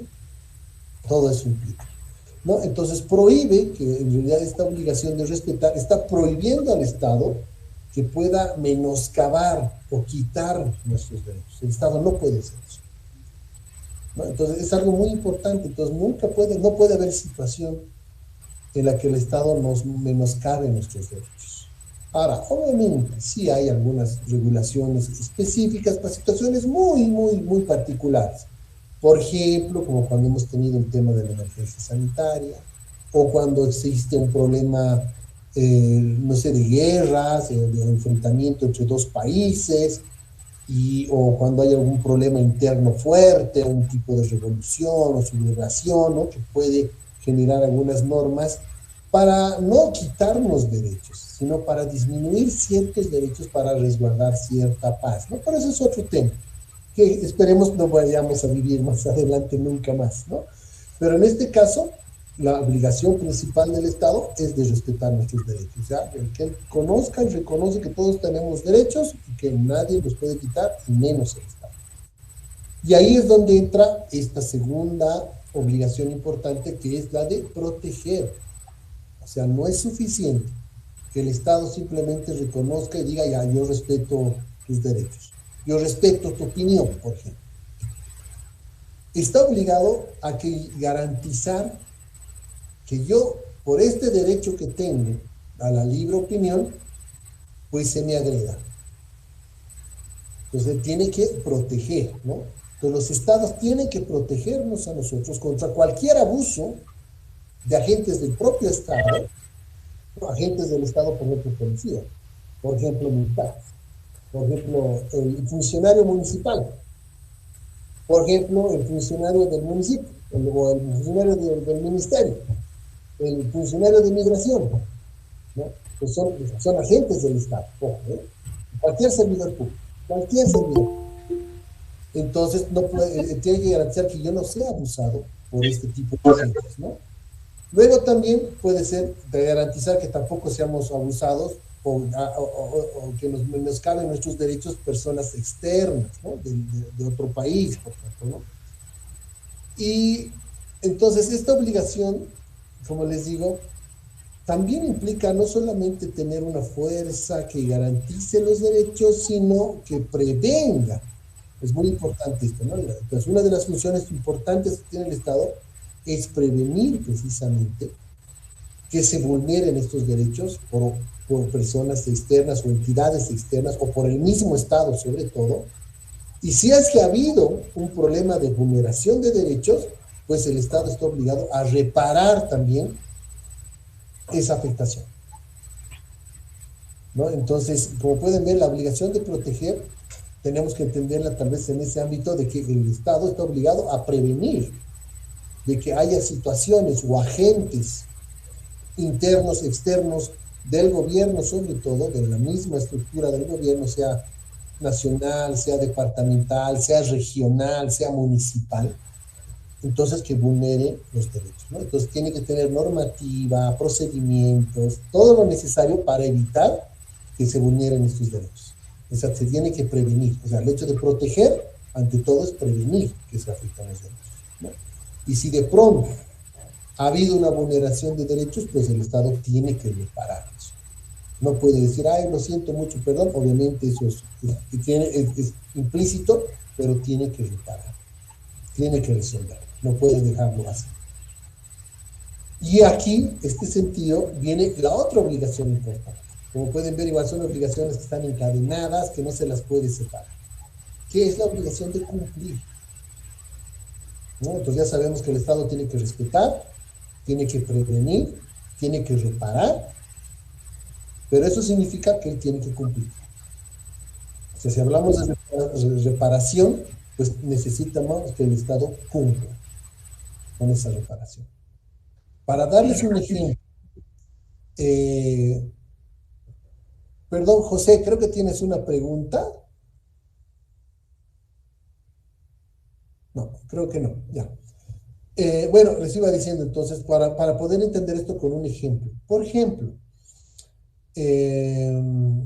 ha habido un caso en específico de que se ha vulnerado los derechos de un niño que ha estado en situación de violencia, y el niño no ha sido atendido oportunamente ante el tema de atención médica oportuna, y el niño falleció. Entonces, ahí ha habido vulneración de varios derechos del niño. El Estado debía garantizar que el niño acceda a atención médica oportuna y rápida, por ejemplo. Y además, obviamente, el hecho de que el Estado debería garantizar que ese niño crezca en un entorno sin violencia. Pero ha pasado este problema, ha ido al juicio, que negligencia, bla, bla, bla, bla, todo eso, y obviamente dice el juez en su sentencia, dice, señores, ustedes han incumplido. El Estado no ha cumplido con esta obligación de proteger, tanto preventivamente, ¿no? Por lo tanto, tiene que reparar. Y una de esas reparaciones, por ejemplo, no es que reparar significa que yo te voy a dar plata, no necesariamente. En muchos casos puede ser, pero no es necesariamente. Entonces, la reparación que ha dispuesto la justicia para este caso, que una plaza, un parque nuevo en ese municipio lleve el nombre del niño. Y no tanto como un homenaje al niño, sino como para que se recuerde, se repare de algún modo moralmente esta falla. Y luego esa plaza con el nombre del niño va a ser referencia para que la gente igual no olvide de que el Estado está obligado a cumplir. Entonces, como pueden ver, el tema de derechos no solamente se refiere a algunos aspectos, sino a toda esta multidimensionalidad de nuestra vida hasta en comunidad, ¿no? Entonces, este tipo de reparaciones son comunes en realidad, ¿no? Por eso también existe eso de que, por ejemplo, si yo he dicho algo en prensa y no era cierto, entonces tengo que salir a decir, lo siento, me he equivocado, rectifico, ¿no? Entonces, ese tipo de reparación también es válida, ¿no? A eso se refiere, por ejemplo, ¿no? Para que se pueda entender. Entonces, cuando hay una vulneración, el Estado tiene que reparar. Y si hay una vulneración a una comunidad, pues repara a la comunidad. Si hay una vulneración a una persona en específico porque se le ha negado atención médica oportuna por el hecho de que, no sé, había sido una persona con discapacidad, pues tiene que reparar, ¿no? Entonces, esas son reglas claras porque el Estado está obligado a respetar, no se olviden, y a proteger. Y en este sentido entra el tema de cumplir, ¿no? Entonces, el Estado está obligado a adoptar las medidas que sean necesarias para garantizar estos derechos. Hace un momento Marta nos hacía referencia de que como persona adulta mayor ha visto que hay muchas vulneraciones a sus derechos de todas las personas adultas mayores. Por ejemplo, yo he escuchado, y ustedes seguramente han debido escuchar también muchos comentarios de que ¿por qué los adultos mayores o personas mayores de 60 años tienen prioridad en las fichas en el banco? Pues les ha de pasar, ¿no? Seguramente. En realidad, esa es una medida afirmativa que el Estado está poniendo para garantizar el acceso a ese derecho a la persona adulta mayor, porque la persona adulta mayor ya no puede estar parada tanto tiempo. La persona adulta mayor muchas veces tiene hasta problemas para poder caminar. Las personas adultas mayores necesitan a alguien que les hable con más calma, que les hablen con más fuerza, porque algunos tal vez ya no escuchan. Personas que ya no ven bien. Entonces, todas estas medidas positivas o afirmativas, son estas obligaciones de que el Estado está cumpliendo para que esta persona adulta mayor acceda a ese derecho. Lo mismo, por ejemplo, para personas con discapacidad. Por eso el Estado les ha dicho a todos los bancos, señores, tienen que tener cajeros automáticos para personas con discapacidad. Por ejemplo, tienen que ser más bajitos para que entre una persona que está en silla de ruedas. Tiene que tener teclado braille para las personas que no son no videntes. Tiene que tener la posibilidad de usar audífonos o que tenga un parlante para las personas que son, mejor dicho, no videntes. Para las personas sordas también se tiene que poner texto, ¿no? Entonces, todas esas medidas que ustedes están viendo que se ponen y a veces pasan un poco desapercibidas, el hecho de que haya una rampa para poder ingresar a una oficina, a una universidad, al banco, al seguro, al hospital, es precisamente para garantizar ese derecho a esta persona con discapacidad a que ingrese al servicio y que opte al servicio. Entonces, esas son esas medidas positivas o medidas necesarias que tiene que tomar también el Estado, en este caso, para que se puedan ejercer derechos. Entonces, esas son las tres responsabilidades muy importantes. Y hoy no son responsabilidades, sino obligaciones. O sea, está obligado a hacer, no puede negociarlo. Está obligado a cumplir. Y estas son las obligaciones que nosotros, como defensores de derechos humanos, tenemos que cumplir y exigir y demandar que se cumpla. Si en el banco yo estoy como defensor voluntario y veo que hay una persona adulta mayor que quiere cobrar su bonito, pues le voy a ayudar a que ingrese porque es un derecho. Es una medida para que él pueda ejercer su derecho. Si no tuviera esa oportunidad, posiblemente esta persona no va a poder ejercer ese derecho, ¿no? Entonces ahí es donde entra tal vez mi rol también, ¿no? Y además también, quién sabe, de explicar a la gente que está en la fila, que no sean malos, pues que no hablen mal sin saber y explicarles que es una medida afirmativa para garantizar que esta persona pueda acceder al servicio y tenga el mismo derecho que todos nosotros tenemos, ¿no? Entonces, cuando hablamos de esta obligación de cumplir, como les decía, tiene que ver en que el Estado tiene que tomar las medidas necesarias para garantizar derechos, ¿no? Entonces, ¿eso qué significa? No solamente meter plata, ¿no? Sino tener la normativa necesaria que obligue a todo el aparato del Estado a cumplir estos derechos. Eso significa tener los procedimientos necesarios, significa tener a la gente adecuadamente capacitada para lograr ese aspecto, ¿no? Como por ejemplo, por eso se plantean muchos aspectos también de que en algunos lugares de servicio público haya gente que hable idiomas originarios, ¿no? Entonces, ¿por qué? Porque llega la persona que es indígena y quiere acceder a ese derecho, no sé qué les puedo decir, pagar el agua, no sé, sacar un certificado de nacimiento, poder sacar su carnet, ¿no? Entonces, que alguien en su idioma pueda conversar y puedan hacer el trámite necesario para hacerlo. Entonces, como pueden ver, son detallitos que nos hacen entender que son medidas que están ayudando para que se puedan cumplir este acceso al derecho y a ejercer a estos derechos, ¿no? Entonces, estas tres obligaciones muy importantes, parecen muy sencillas, pero en realidad muy importantes, a veces también complicadas de poder cumplir, ¿no? Ahora, el alcance de la obligación de cumplir también varía, ¿no? Y aquí igual no se olviden de este principio, ¿no? El principio de progresividad, ¿no? Porque también depende de la cantidad de recursos que se tenga, de cuántos insumos necesita el Estado, y todas esas cosas, ¿no? Entonces, por eso nosotros también desde ese criterio de que conocemos cómo es nuestra región, cómo es nuestro municipio, nuestra ciudad, nuestro barrio, podemos ya más o menos demandar estas acciones, ¿no? Para que el Estado tome estas medidas necesarias o estas medidas positivas que por lo menos nos permita condiciones mínimas de vida digna, ¿no? Ese va por ese sentido. En realidad, eso es prácticamente lo que nosotros vemos en estos últimos módulos del curso.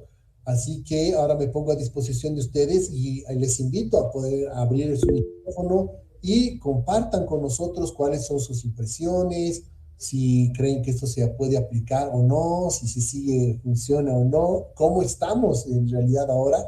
Y ahí entra también el tema de la encuesta, por ejemplo, ¿no? Esta encuesta que estamos haciendo a nivel nacional y que ustedes nos pueden ayudar a poderla llenar y a compartir y tal vez animar a sus compañeros de curso o a sus compañeros en su casa, a sus familiares, a que llenen la encuesta, es precisamente para tener esta idea de cómo está el Estado, está cumpliendo, está respetando, está garantizando, ¿no? Muy interesante, ¿no? Que para eso sirve en realidad, si se dan cuenta, que ustedes nos den esos insumos, que salgan esos insumos desde su comunidad, desde su región, desde su departamento, desde su curso de la universidad, desde, no sé, desde su familia, nos ayuda mucho, si se dan cuenta, para que nosotros precisamente luego, como defensores de derechos humanos, tengamos una idea de cómo mejor accionar, qué planificar, cómo podemos llegar mejor, qué temas son más urgentes que otros, cuáles son importantes, pero también hay otros que son más urgentes, y ese tipo de cosas nos va a ayudar mucho. Ahora voy a abrir la fila de personas que han levantado la mano. Voy a empezar con Nelva Puma, por favor, ¿cuál es tu consulta? Bueno, licenciado, de antemano agradecerle por tan buena información que nos ha brindado acerca de los derechos sociales y civiles también. Esta pregunta ya quería hacerle, bueno, no tanto en un inicio cuando estaba explicando acerca de los derechos, dentro de los derechos fundamentales, el derecho a la familia, y es respecto a la población LGBTQ+, dado que ¿cuál es la situación de la adopción de esta población acá en Bolivia, dado que, bueno, todos tenemos del derecho a la familia, como usted lo había mencionado. Además, bueno, haciendo mención de que el Comité de Derechos Económicos, Sociales y Culturales de alguna manera ha exhortado a los estados a posibilitar el reconocimiento legal de las parejas del mismo sexo, así como el respeto de los derechos de la igualdad y no discriminación, y con base a la sentencia constitucional que se emitió en la gestión pasada, sobre precisamente para dar vía para que puedan tener un matrimonio entre personas del mismo sexo. ¿Cómo se ha regularizado la adopción en Bolivia? Porque, bueno, ya con anterioridad, como antecedente, puedo mencionar que si es que un hombre, bueno, si es que dos personas del mismo sexo se unían y, bueno, en unión libre, sin embargo, estos cuando adoptaban, la adopción tan solo seguía a nombre o bajo la tutela tan solo de uno de ellos. En caso que uno falleciera, por ejemplo, uno de ellos falleciera, pues incluso el patrimonio no pasaría directamente a su pareja, ¿no? Entonces esa era la situación que vulneraba tanto los derechos de tal población. Sin embargo, con esta nueva sentencia, no sé si de alguna manera se ha regularizado, y sobre todo la adopción. Doctor, licenciado, si me podría aclarar. Gracias, Melba. Buena pregunta y algo polémica. Pero, mira, te explico. Es cierto, en nuestro país el matrimonio entre personas del mismo sexo todavía no ha sido reconocido. Pero estamos hablando de la figura matrimonio, ¿correcto? Sin embargo, ustedes han debido ver y ya tenemos antecedentes de que ya ha habido personas del mismo sexo en nuestro país que se han unido en unión civil, o sea, bajo esa figura. Lo que importa de este tema y por qué se ha permitido esta unión civil es precisamente porque afectaba derechos. Y son algunos de los que tú has mencionado. Por ejemplo, si esta pareja vive mucho tiempo y viven juntos, se hacen cosas juntos, te compran casitas, se compran un auto, tienen a veces hasta negocios, todo eso, y como tú decías, puede ser que a alguien pase algo, entonces la persona, su pareja, se queda sin nada porque legalmente no es su pareja, ¿no? Entonces, para resolver este tipo de situaciones que son precisamente atentatorias contra los derechos de estas personas, pues es que se permite ahora y se ha habilitado el hecho de que estas personas puedan unirse en unión libre. ¿Y eso qué significa? Que ellos ya adquieren derechos. Por ejemplo, yo ya podría dar seguro médico, por ejemplo, a mi pareja. Nosotros tenemos eso, por ejemplo, las personas heterosexuales que se casan entre hombres y mujeres, pues yo tengo seguro, puedo asegurar a mi esposa y a mis hijos sin ningún problema. Ellos no podían hacer eso, entonces ahí estás atentando contra un derecho directo, el acceso a la salud, ¿no? Yo debería poder tener ese derecho de poder afiliar a quien yo considere que es parte de mi familia, de mi vida, ¿no? Ahora, el tema de la adopción es otro tema también, porque ahí entra mucho también los derechos de los niños, ¿no? Y hay un código específico y hay aspectos de derechos de los niños que hay que también ponerlos en salvaguarda. Eso no quiere decir que la adopción por personas del mismo sexo sea un problema o algo peligroso, sin duda que no, pero legalmente todavía no está reconocido y no tenemos nosotros una figura legal que permita hacer esa adopción bajo esa figura. Entonces es un tema pendiente, por ejemplo, ¿no? Porque todos tenemos derecho a una familia, todos, ¿no? Porque implica parte de nuestra vida digna es tener una familia. Entonces, en ese caso, todavía hay que ver el tema legal de por medio que permita y habilite, digamos, el ejercicio de este derecho, ¿no? Así de una forma, ¿cómo te puedo decir? No sé si legal, pero es el ejercicio pleno de este derecho por parte de gente de la comunidad LGBT, ¿no? Ahora, como te digo, el problema no solo se limita a eso de la comunidad, ¿no? Sino que el tema de discriminación es muy fuerte dentro de la comunidad, ¿no? Que sufre esta comunidad.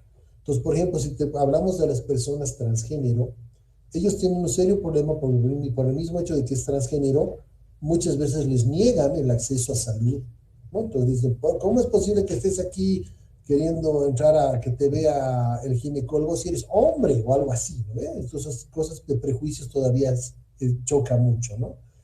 Y obviamente también uno de los problemas fuertes que tiene es trabajo. Nadie quiere contratar a una persona trans, por ejemplo, ¿no? Y eso está basado más que todo en prejuicios, ¿no? El hecho de no conocer bien a la persona, y obviamente no importa qué orientación o identidad de género tenga, pues tiene todo el derecho a trabajar y el Estado está obligado a garantizar que esta persona acceda a un trabajo, ¿no? Entonces, hay algunos aspectos que sí hay que trabajar, como este tema que te digo del trabajo, que va a tener que ser progresivo, y no tanto porque no haya la normativa, en este caso la norma existe. Te das cuenta que es un tema un poquito más social, un tema de información, un tema de educación de la sociedad, para poder ver a estas personas como lo que son, personas con derechos, ¿no? Y que tienen todo el derecho a poder acceder. Pero en el caso nuestro, por ejemplo, como Defensoría del Pueblo, sí es muy común y hemos tenido varias denuncias en varios sectores de varios derechos, precisamente de la comunidad LGBT, que no es tanto el hecho de que les prohíban el acceso, sino que hay temas de discriminación que les impide el acceso al derecho, ¿no? Pero obviamente también aquí no te olvides que hablamos que el Estado tiene otra función, que es la de proteger. Entonces, en este caso, el Estado también tiene la obligación de, por ejemplo, informar y tener normativa necesaria para que toda la gente que trabaja en el aparato público, médicos, profesores, docentes, servidores públicos, alcaldes, concejales, asambleístas, todos, pues entiendan que esta persona merece todos los derechos y el Estado tiene que garantizarlos. Entonces tiene que informar, capacitar, todo lo necesario como para que esas personas no se queden sin ejercicio de derechos, ¿no?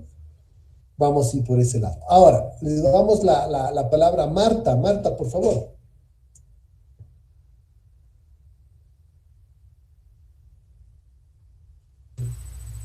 Gracias, licenciado. Hablando sobre el último tema, la obligación del Estado respetar, proteger y cumplir. Son tres aspectos importantísimos en la vida diaria del ciudadano.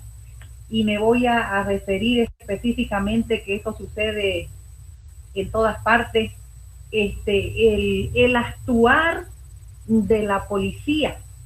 Si aquí nos dice respetar, entonces muchas veces, y hemos visto en los últimos tiempos, de que lamentablemente el oficial policial está actuando demasiado, usando violencia contra las personas.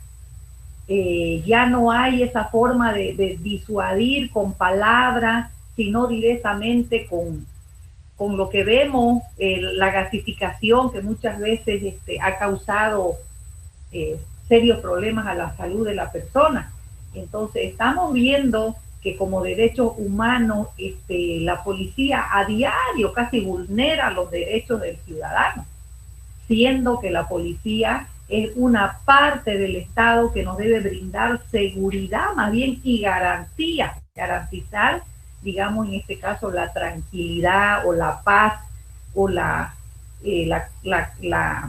el buen vivir, por decir, en armonía de las personas, ¿no? Entonces la policía vemos de que últimamente actúa con mucha violencia, ya no se hace la forma de, vamos a decir, si hay un tumulto, si hay alguna cosa, con hacer alguna señal de eso que ellos usan, pero hacia el aire, no hacia la población, ¿no? Entonces estamos viendo de que en ese sentido la policía vulnera casi a diario estos derechos del ser humano. Otra de las cosas, el proteger sobre las agresiones, impedir las agresiones. Estamos viendo, licenciado, nosotros las mujeres con mucha preocupación de que se va sumando a las estadísticas casi de forma diaria en diferentes partes de Bolivia, provincias, pueblos, los feminicidios, la violencia familiar. Y esa mujer que es asesinada, ella no fue hoy día, que ya eso se vino dando en forma paulatina, la agresión verbal, de ahí viene la agresión física, inclusive las denuncias no son aceptadas en el momento preciso y esa persona otra vez se vuelve hasta que llega a el asesinato, el hombre asesina a la mujer. Entonces también estamos viendo de que la misma institución del orden no está protegiendo a las personas, especialmente mujeres y niños. Se están dando infanticidio, feminicidio, violencia, como vemos a cada paso, de que ya no hay, somos seres humanos que tenemos muchas veces carácter, el uno fuerte, el otro débil. No hay esa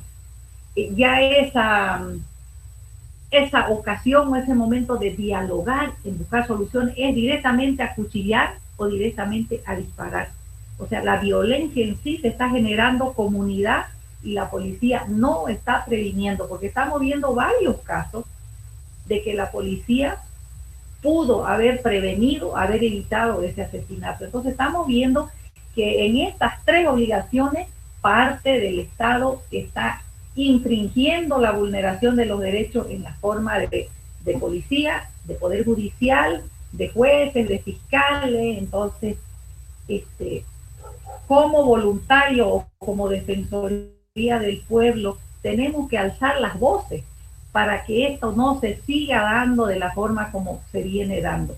Y nosotros los voluntarios, los defensores voluntarios, que tengamos la voz ante ese policía que podamos nosotros representar a esa persona que está siendo agredida o maltratada, decirle, usted no puede, a nosotros nos ampara porque somos voluntarios, porque muchas veces el policía se vuelca prepotente contra la persona que le está haciendo notar su violencia, su error Entonces, creo yo, licenciado, que como defensores debemos alzar las voces para que estas tres obligaciones del Estado se pueda ir cumpliendo, como dice usted, a cabalidad.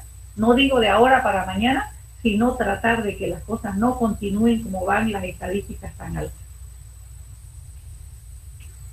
Marta, muchas gracias por compartir eso, gracias. Y cierto, hay instancias del Estado que, como tú decías, que en realidad su propósito con las cuales han sido creados es de proteger los derechos, ¿no? De hecho, la policía tendría que tener esa función. Si la pensamos bien, tiene que ser la policía los agentes que garanticen derechos y protejan los derechos. Claro que en muchas situaciones, en la mayoría, lamentablemente, son más bien los que vulneran los derechos, ¿no? Y como agentes del Estado, ¿no? Y ahí, por ejemplo, igual es importante hacer notar que es la principal falla del Estado en prevenir las vulneraciones, ¿no? Entonces, está fallando en la prevención porque la formación que debería recibir el policía para poder ejercer como un servidor público policial es precisamente de prevenir las vulneraciones de los derechos humanos. Debería ser lo más importante. No tanto el hecho de aprender de cómo golpear a las personas o calmar manifestaciones o disparar un arma o lastimar al otro, ¿no? Sino en realidad de cómo se puede trabajar para garantizar estos derechos, ¿no? Y eso es cierto. Entonces son temas que nosotros como Defensoría vemos con mucha preocupación y de hecho siempre procuramos tener un proceso formativo y de trabajo conjunto con muchos comandantes y con diferentes instancias de la policía para ir resolviendo este tema y tratando de que esto vaya a ser mejor. Pero sin duda, lo que también Marta nos propone a todos como defensores voluntarios o defensores de derechos humanos es muy interesante, ya que nos dice que pues, la mejor arma que tenemos nosotros es precisamente hacer escuchar la voz y de hacer notar de que sabemos, que nos damos cuenta que esas son vulneraciones y que el Estado está obligado a respetar. Muchas gracias, Marta, por tu participación. Vamos con Carlos Limón, por favor. Carlos, ¿estás ahí?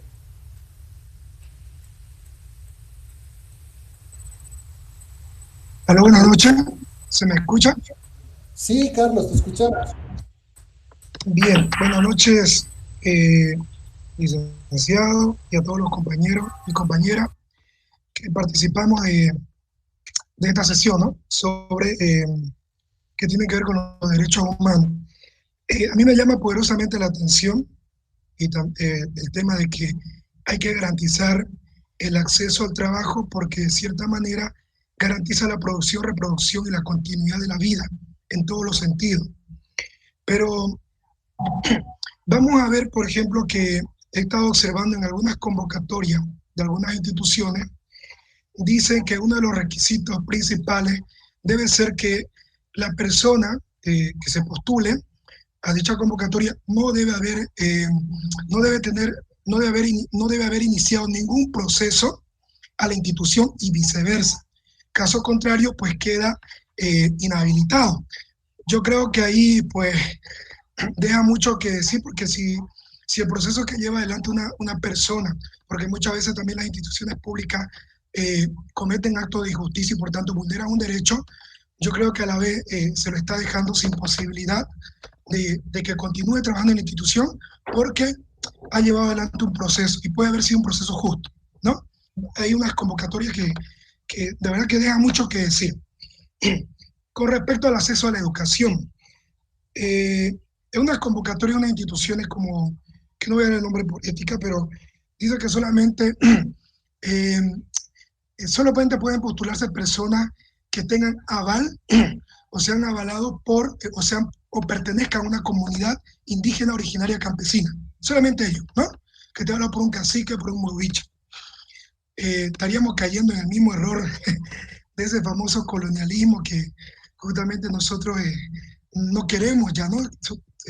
Caer en esa exclusividad o en esa discriminación de dejar de lado o negar a las personas ese derecho a educarse. Y también sobre las convocatorias, llama poderosamente la atención que a veces lanzan convocatorias que prácticamente los puestos ya están ocupados, vamos a decir, o que ya alguien está ejerciendo ese cargo y lo hacen simplemente por pura formalidad. Y yo veo que hay tremendo vacío porque tiene que ver con el hecho de respetar y garantizar y cumplir. Pero, como decimos, pues no todo lo legal es justo y no todo lo justo también es legal, ¿cierto? Y yo no sé si pueden armar algún equipo de supervisión, de seguimiento, para poder garantizar este tipo de derechos que bueno, continuamente se está vulnerando, ¿no? O qué se puede hacer, o qué mecanismo se puede emplear en función de estas necesidades que aparecen continuamente. Y ahí es como decía alguien, usted decía, por ejemplo, que no siempre lo político es lo que pesa. A la hora, no pesa a veces lo político, ¿no? Porque todo es muy partidario, sin duda alguna. Hay mucha gente que yo veo en la calle y bueno, yo siempre charlo con la gente cuando me subo a un taxi y ellos han salido con excelencia. Tienen tremendo currículo, experiencia, pero curiosamente no están, porque a veces lo político pesa, ¿no? Injustamente y lamentablemente. Y ahí hay mucha vulneración a los derechos. No sé qué mecanismo, cómo se puede trabajar todos estos aspectos que he mencionado con anterioridad y que tienen que ver con vulneración a los derechos humanos de todas las personas, ¿no? Gracias.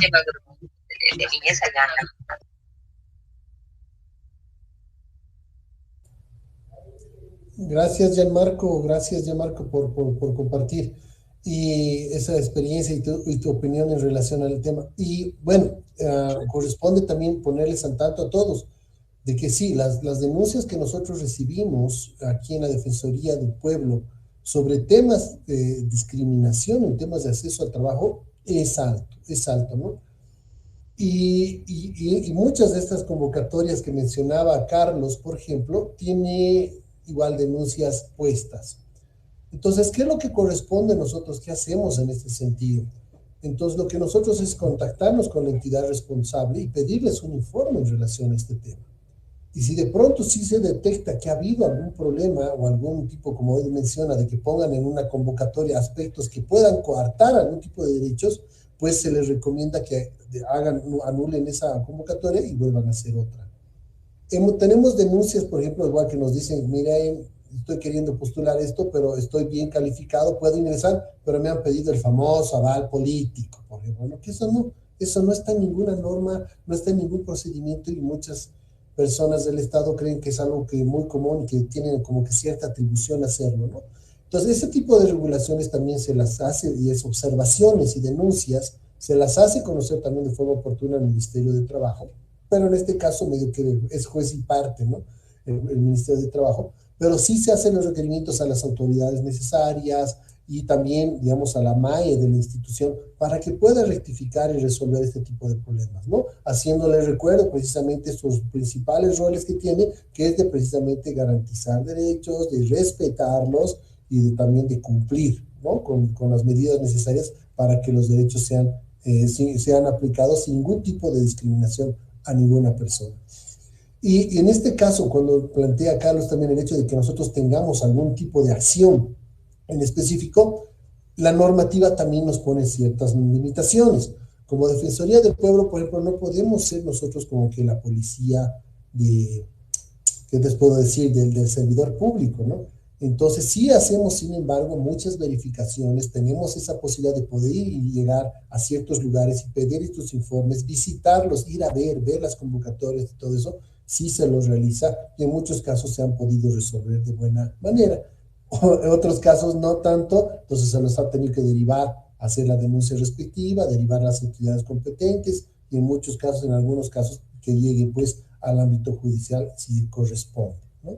Pero de todas maneras sí sabemos, por eso estas entidades de derechos humanos que existen desde nosotros mismos como Defensoría del Pueblo, el propósito es porque sabemos que todavía el Estado tiene muchos aspectos que mejorar prácticamente en muchos aspectos de los derechos, ¿no? Entonces es por eso que precisamente estamos aquí para también poder ayudar a esa construcción. Esperemos que, como Carlos dice, pues la cosa podamos ir trabajando de forma conjunta entre todos, con ese sentido, no tanto no quiero que lo sientan como que es una promesa que vamos a lograr hacer algo, que el otro, es un proceso, ¿no? Como les decía, hay mucha gente que si bien conoce la normativa en el ámbito público, pues por algunas otras razones, pues no las cumplen, ¿no? Y nosotros tenemos que estar ahí para hacerles recuerdo de qué es lo que se tiene que cumplir y cuál es el ideal del cumplimiento de estos derechos, ¿no? Gracias, Carlos, por participar. Ahora voy a pasar, por favor, con Hazel García. Hazel, levantaste la mano. Sí, buenas noches. Más que todo, era una pregunta sobre, más que todo, como hablaste de los derechos humanos, bueno, desde algo inglés. Primero, buenas noches a todos, todas y todes. Mi nombre es Hazel García, de la ciudad de Tarija. Más que todo, quería hablar, como tú hablaste de los derechos humanos, y viendo los antecedentes de la última constitución política del Estado, que habla de que Bolivia es un Estado independientemente de cualquier religión, pero vemos que últimamente hay muchos discursos de odio hacia la población LGBT o hacia las mujeres que ejercen el aborto, ¿no? Y esto igual es una falta a los derechos de estas personas.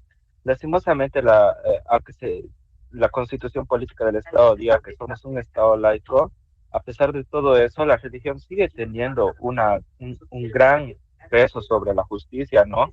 Y lastimosamente creo que la Defensoría del Pueblo no tiene aval dentro de las iglesias, ¿no? Para ejercer justicia dentro de estas. Por ejemplo, los últimos casos, ¿no? De los curas, y está haciendo que muchos movimientos feministas se estén moviendo por el país porque no hay esta justicia, ¿no? Y no se respetan los derechos humanos de los niños que son abusados sexualmente por curas, de la propia población LGBT que está sufriendo ataques por estos grupos de que la familia se respeta y esas cosas, ¿no? Y son las mismas personas que están en contra de la nueva malla curricular, ¿no? Entonces, ¿cómo se procedería en estos casos, ¿no? Cuando la religión, si bien no es un ente político y si bien la constitución política del Estado no la reconoce como ¿cómo se diría? Como algo que tenga un poder sobre el Estado, ¿cómo se procedería contra estos grupos antiderechos que son de la ultraderecha conservadora? Hazel, buena pregunta también. Y has tocado, creo que, dos aspectos importantes. Y me voy a referir haciendo referencia a los grupos en situación de vulnerabilidad. Por ejemplo, cuando hablabas de los niños son un grupo de situación de vulnerabilidad y se los conoce con este término porque precisamente por el mero hecho de que es un niño ya está en una situación más vulnerable que otra. Entonces esto significa que el Estado, por ejemplo, tiene que tomar otras medidas, o sea, ahí entramos al deber de cumplir, ¿no?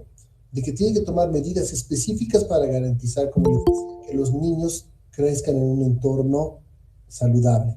Y esto significa también la responsabilidad de proteger y significa prevención.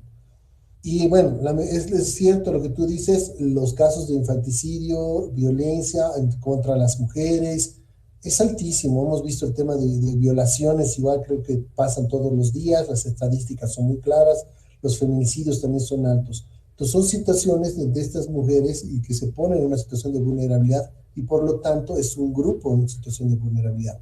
Y el Estado está obligado a tomar otras medidas necesarias para proteger a este grupo, ¿no?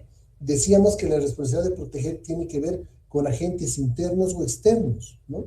Ahora, lo que sí se puede hacer de parte del Estado es, por ejemplo, para estos grupos que tienen un discurso de odio, que hablan, por ejemplo, de exterminar grupos o de que deberían morirse ciertas cosas, y ese es discurso de odio, ¿no? Que promueven razones, o sea, tipo de ideología nazi, por así decirlo, ¿no?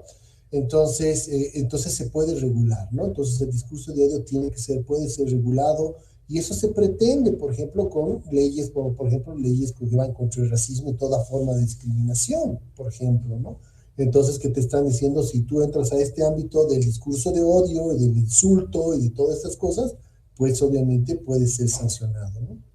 Ahora, que el aparato funcione, y para que realmente estos grupos de situación de vulnerabilidad se sientan protegidos, es un tema que vamos a tener que debatir mucho, ¿no? Porque es un tema también progresivo en este caso, ¿no? Del cumplimiento de la norma, de cómo está estructurado nuestro órgano judicial, cómo está funcionando el sistema judicial y el sistema de justicia en el país, tiene pues todavía muchas cosas que resolverse, ¿no? Pero ahí el rol de nosotros como defensores de los derechos humanos precisamente es hacer notar al Estado estos matices, estas necesidades, estas urgencias, ¿no? Porque queramos o no, si bien es importante que los niños accedan a la educación, es pues mucho más urgente parar el tema de la violencia contra los niños, ¿no? Y para colmo de una entidad, en este caso, como puede ser algunas iglesias que han tenido varios antecedentes y cierta recurrencia con el tema de abuso de menores, ¿no? Entonces, son cosas que tenemos que poder plantear, claro que también a otro nivel, ¿no? Pero eso no significa que solo sea un tema de Estado y del gobierno más grande, ¿no? Entonces nosotros desde nuestras regiones, desde nuestros municipios, podemos hacer fuerza para que precisamente el alcalde de una vez por todas implemente pues medidas de prevención de violencia, implemente un buen SLIN, una buena defensoría de niños, de niñez y adolescencia, que tenga un equipo bien conformado, capacitado, para que atienda estas situaciones y las resuelva bien, repare y prevenga, ¿no? Entonces, como puedes ver, la lógica tiene que ir que también nosotros, como defensores de derechos humanos, promovamos que ciertas cosas que el Estado ya tiene funcione como tiene que funcionar, ¿no? Y si de pronto detectamos que hay ausencia de ciertas normas, que por ejemplo el tema, como te decía, del discurso de odio o el hecho de reconocer algunos derechos a las mujeres, pues ese es otro ámbito en el que habrá que trabajar también. Pero nosotros tenemos que ver en qué ámbito estamos y en dónde podemos aportar. Muchas gracias, Hasil, por participar. Vamos por favor, ya estamos sobre el tiempo. Tengo a 3 personas que están levantando la mano. Va a ser Humer, Daniela y Gianmarco. Y con estos, por favor, terminamos la sesión del día de hoy. Humer, ¿estás por ahí? Buenas noches, licenciado. Buenas noches, Humer. Sí, muy buenas noches, licenciado, y a todos que están presentes. Mi pregunta, consulta, mi duda es la siguiente, doctor. Te escuchamos, Humer, dime. ¿Me escucha, doctor? ¿Sí? Buenas noches. Sí, te estamos escuchando. Sí, mi pregunta es la siguiente. Disculpe, la Defensoría del Pueblo ante alguna vulneración de derechos, ¿tiene un plazo? Disculpe. Tengo entendido, ¿no? Tengo un conocido, un amigo que se le ha vulnerado, ¿no?, sus derechos en cuanto ha habido irregularidades en el lugar donde estaba estudiando. Él estaba estudiando en una institución militar.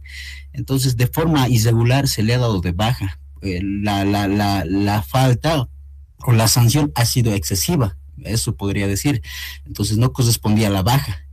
Entonces él ha acudido a instancias jurídicas en donde ha llegado hasta 2 amparos constitucionales y en los 2 amparos ha salido a su favor. Entonces, pero de la misma manera se podría decir que ellos, los del alto mando militar, el director de la escuela, han hecho caso omiso, tal vez podría decir, en tal que no han cumplido esto. O sea, si bien le has incorporado, él ha ganado la acción de amparo, le has incorporado y al tercer día le han dado de baja. Entonces, ni siquiera había una argumentación, una debida fundamentación. Entonces, ahí es mi pregunta, doctor.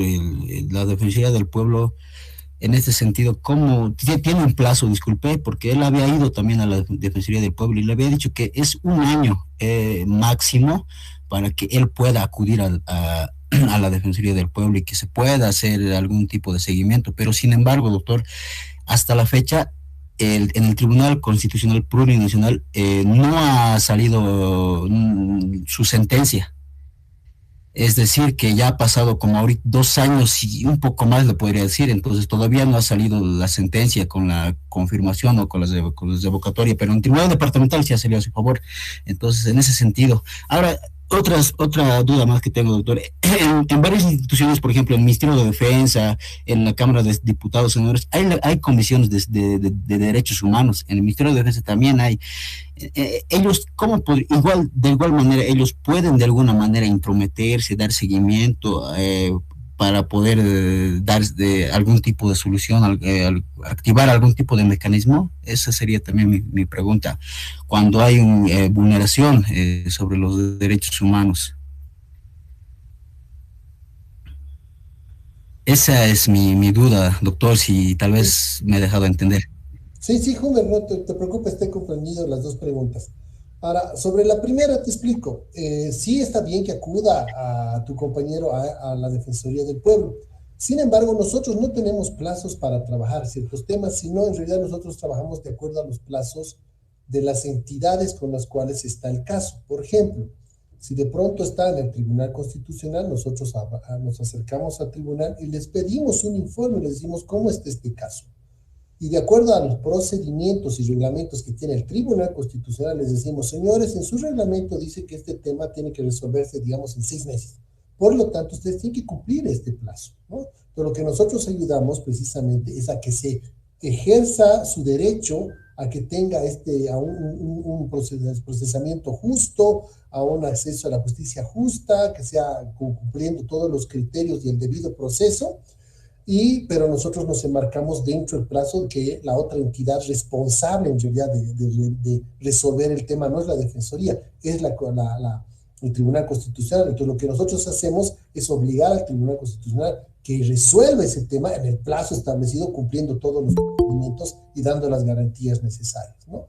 Entonces, si de pronto el Tribunal Constitucional, no sé, dentro del procedimiento tarda 1 año, pues ni modo, él tiene ese plazo y vamos a tener que esperar 1 año, pero en realidad nuestro trabajo de nosotros no es tanto como decir, esto tienes que resolver de este modo, no, lo que nosotros vamos y decimos es, tienes que resolver este tema, siguiendo los procedimientos adecuados, considerando todos los principios jurídicos necesarios en el plazo establecido, y tienes que garantizar el derecho a esta persona a que esta sentencia o el modo en que se va a resolver el tema sea justa, ¿no? Entonces va más o menos por esa figura.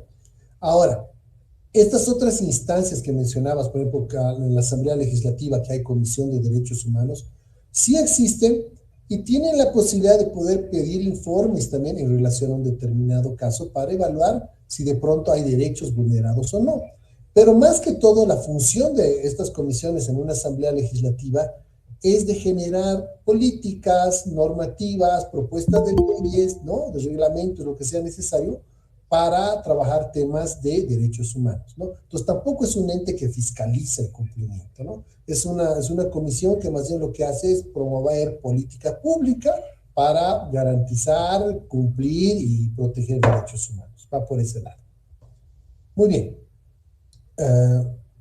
Teníamos más gente levantando la mano, pero creo que ya no levantaron la mano, ¿la bajaron? ¿Perdón? Creo que teníamos a Daniela antes. Daniela, ¿bajaste la mano? No sé qué pasó. Gianmarcos estaba también antes de Susana. Gianmarco, contigo, por favor, y terminamos con Susana. Buenas noches, Lice, buenas noches a todos compañeros. A través de derecho humano, de forma de ser de cada uno de la persona que tenemos nosotros, tengo un amigo que estaba estudiando de SEA, me explicó su derecho, pero debí un poco triste, pero me acerqué, me contó, estaba a veces la persona la punta los dedos. ¿Cómo podemos hacer ese derecho? No podemos discriminar a la persona que son así en la forma de ser cada persona, y también la estudiante. Y me contó todo. Un amigo estaba caminando, pero yo le dije a él, uno, no te sientas solo, pero sentí vos mismos, vos una persona inteligente, más encima, no mires atrás, miras adelante, quererte lo mismo. Como nosotros somos así en la forma de ser, la verdad somos fuerza y vamos a ir adelante. Gracias, Gianmarco, por participar. Mira, no te he entendido muy bien la pregunta, pero creo que es que me hablabas del caso de este amigo que está estudiando en un SEA, ¿correcto? Y que ha tenido algún problema de discriminación en específico.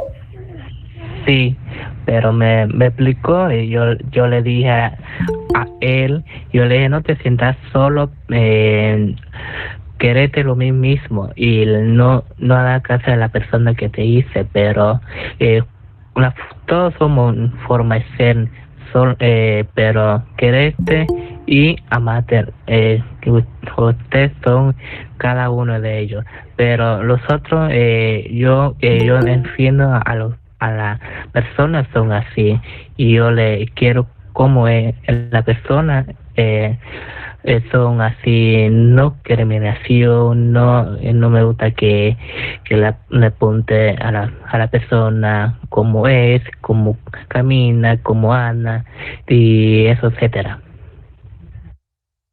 Gracias, Gianmarco. Mira, voy a aprovechar precisamente el ejemplo que tú das de esta situación de tu compañero para también aclarar un punto muy importante del tema de defensa de derechos humanos.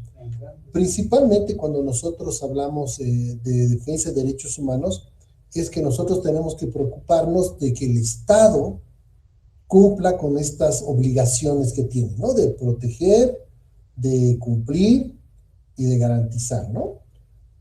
Entonces, cuando vemos que, por ejemplo, tenemos compañeros o una situación de discriminación que se pasan entre dos personas que son civiles, por así decirlo, digamos, entre dos compañeros de curso, por ejemplo, entonces estamos hablando ya de un tema que no necesariamente es una vulneración de derechos humanos, porque la vulneración de derechos humanos es de parte del Estado, o sea, el Estado es el que vulnera el derecho, no entre personas. Pero si de pronto en el SEA este muchacho hubiera sufrido discriminación de parte del director o del profesor o tal vez del regente, entonces ya estamos hablando de una vulneración de derechos, porque el profesor, el regente o el director ya son funcionarios del Estado, representan al Estado, entonces ese sería un caso, ¿no? Entonces es muy importante también orientar en ese sentido a las personas que a veces buscan un poco de asesoría o de apoyo en el tema de que se le ha vulnerado algún derecho. Entonces, en ese caso, es bueno aclarar de que la vulneración de derechos, entre todo, es del Estado hacia las personas, ¿no? Porque el Estado es el único responsable y obligado de respetar esos derechos y hacerlos vigentes, ¿no? Eso es muy importante. Ahora, si es que de pronto pasa algo entre personas, entre compañeros de curso o algo así, claro que es deplorable y también tiene que tener una sanción y su trabajo específico dentro de las instancias que corresponda, pero lo importante es de que orientemos en ese sentido a las personas. Ahora pasamos, por favor, a la última participación con Susana. Susana, ¿estás ahí, por favor? Sí, buenas noches, doctor.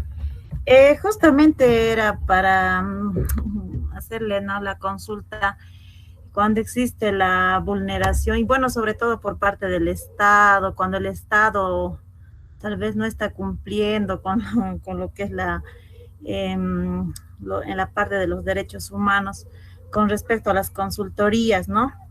Las consultorías, se ha sacado un informe de parte de la Defensoría donde hacen las recomendaciones a la misma asamblea, hacen recomendaciones al comité y demás, ¿no?, en cuanto a los derechos humanos que se vulneran, como el seguro social, aguinaldo, vacaciones y demás, ¿no? Y todo lo que las consultorías o los mismos consultores en su momento, yo había cuestionado, y bueno, justamente recién lo voy elaborando más o menos el análisis, doctor. ¿Qué pasa a hacer después de que la Defensoría ya ha hecho esas recomendaciones? ¿Qué seguimiento se hace para poder, digamos, garantizar o hacer algo con estos derechos que deberían ser de manera igualitaria con los demás derechos laborales, ¿no? Susana, gracias por participar. Sí, es buena tu pregunta. Mira, nosotros como Defensoría del Pueblo elaboramos muchos informes, ya que el tema mismo de derechos humanos es amplio, ¿no? Entonces tenemos informes que van desde temas de minería, pasan por temas laborales, temas de salud. De hecho, mañana justo se va a presentar, les comento, bueno, el día lunes, estoy adelantándome. El día lunes se va a presentar un informe sobre derechos de los niños y niñas, ¿no? Un informe sobre temas de niñez. Y obviamente sí, parte de hacer el informe es demostrar cuáles son las falencias que tiene el Estado en el cumplimiento de estos derechos de este sector en específico, y se hacen las recomendaciones de cómo se puedan resolver estos temas. Sin embargo, muchos de estos temas no solamente se resuelven de una manera muy inmediata, ¿no? Ustedes saben, algunos derechos son progresivos para poderlos garantizar. Entonces, tiene a veces que ver con modificaciones de normativa o de implementación de nueva normativa o de actualizar cierta normativa y cosas como esa. Pero también son recomendaciones como que de pronto tiene que equipar algo, tiene que construir algo, la ley dice que tiene que haber, por ejemplo, un centro de acogida, y usted no lo tiene, tiene que ponerlo. No son cosas que van paso a paso. Nuestro rol ahí, si bien son recomendaciones, lo bueno es que el Estado tiende a asumir estas recomendaciones como compromisos. Entonces, lo que nosotros hacemos es hacer el seguimiento a cada informe. Entonces, si bien hemos sacado un informe, ¿qué les puedo decir? El año 2015, por un ejemplo simplemente, entonces nosotros hacemos el seguimiento a través del tiempo, con unidades que tenemos acá en la Defensoría del Pueblo en específico, para promover que se vayan cumpliendo precisamente cada una de estas recomendaciones que se han hecho. Y obviamente también se evalúa si la recomendación va a ser algo a largo plazo, mediano plazo, porque es algo progresivo, o si son cosas que se pueden hacer de forma relativamente inmediata, ¿no? Pero sí, el compromiso también está. Ahora, también te soy honesto, no todas las recomendaciones son asumidas de buena manera. El Estado no está contento de muchas de las recomendaciones que planteamos, porque les hacemos notar que están fallando en algunas cosas, ¿no? Y que para el colmo están fallando con obligaciones que tienen que cumplir. No es así como que te has olvidado algo, sino estás incumpliendo una obligación, ¿no? Entonces, a veces no caemos muy bien con los informes, entonces tiende a alargarse un poco más ese tema y no lo reciben a veces de buena manera, y implica también que nosotros tengamos un trabajo de por medio de poder hablar con autoridades y reunir, y que el defensor pueda llegar y reunirse, o los jefes y puedan hablar para tratar de resolver el tema, ¿no? Pero sí, nosotros sí hacemos el seguimiento al cumplimiento de estas recomendaciones, y como te digo, pero no es algo que se pueda terminar en un año ni dos, sino muchas veces toma más tiempo, ¿no? Bueno, muchas gracias a todas y todos por estar conmigo hasta esta hora. Sé que me he pasado casi media hora, nos hemos pasado el tiempo previsto, pero espero que haya sido productivo todo esto y podamos seguir avanzando más adelante, ¿no? Entonces, les recomiendo, por favor, no se olviden de llenar el cuestionario. Es muy importante que llenen nuestro cuestionario de derechos humanos. Entiéndanos, apóyennos en el tema de que es importante que la gente nos haga conocer esta impresión que tienen de derechos humanos, precisamente para nosotros como defensores voluntarios o defensores de los derechos humanos podamos tener una idea más clara sobre qué derechos debemos priorizar su trabajo, ¿no? Entonces, ya les han pasado, ¿no, chicos? Sí. Entonces, ya se les ha pasado el enlace, no se olviden a través del chat, por favor ingresen, compártanlo, promuevan que sus compañeros lo llenen, promuevan que sus familias también llenen el cuestionario, que nos va a ayudar mucho. Les mando un fuerte abrazo desde aquí, desde La Paz, con mucho frío. Nos vemos ya para la próxima.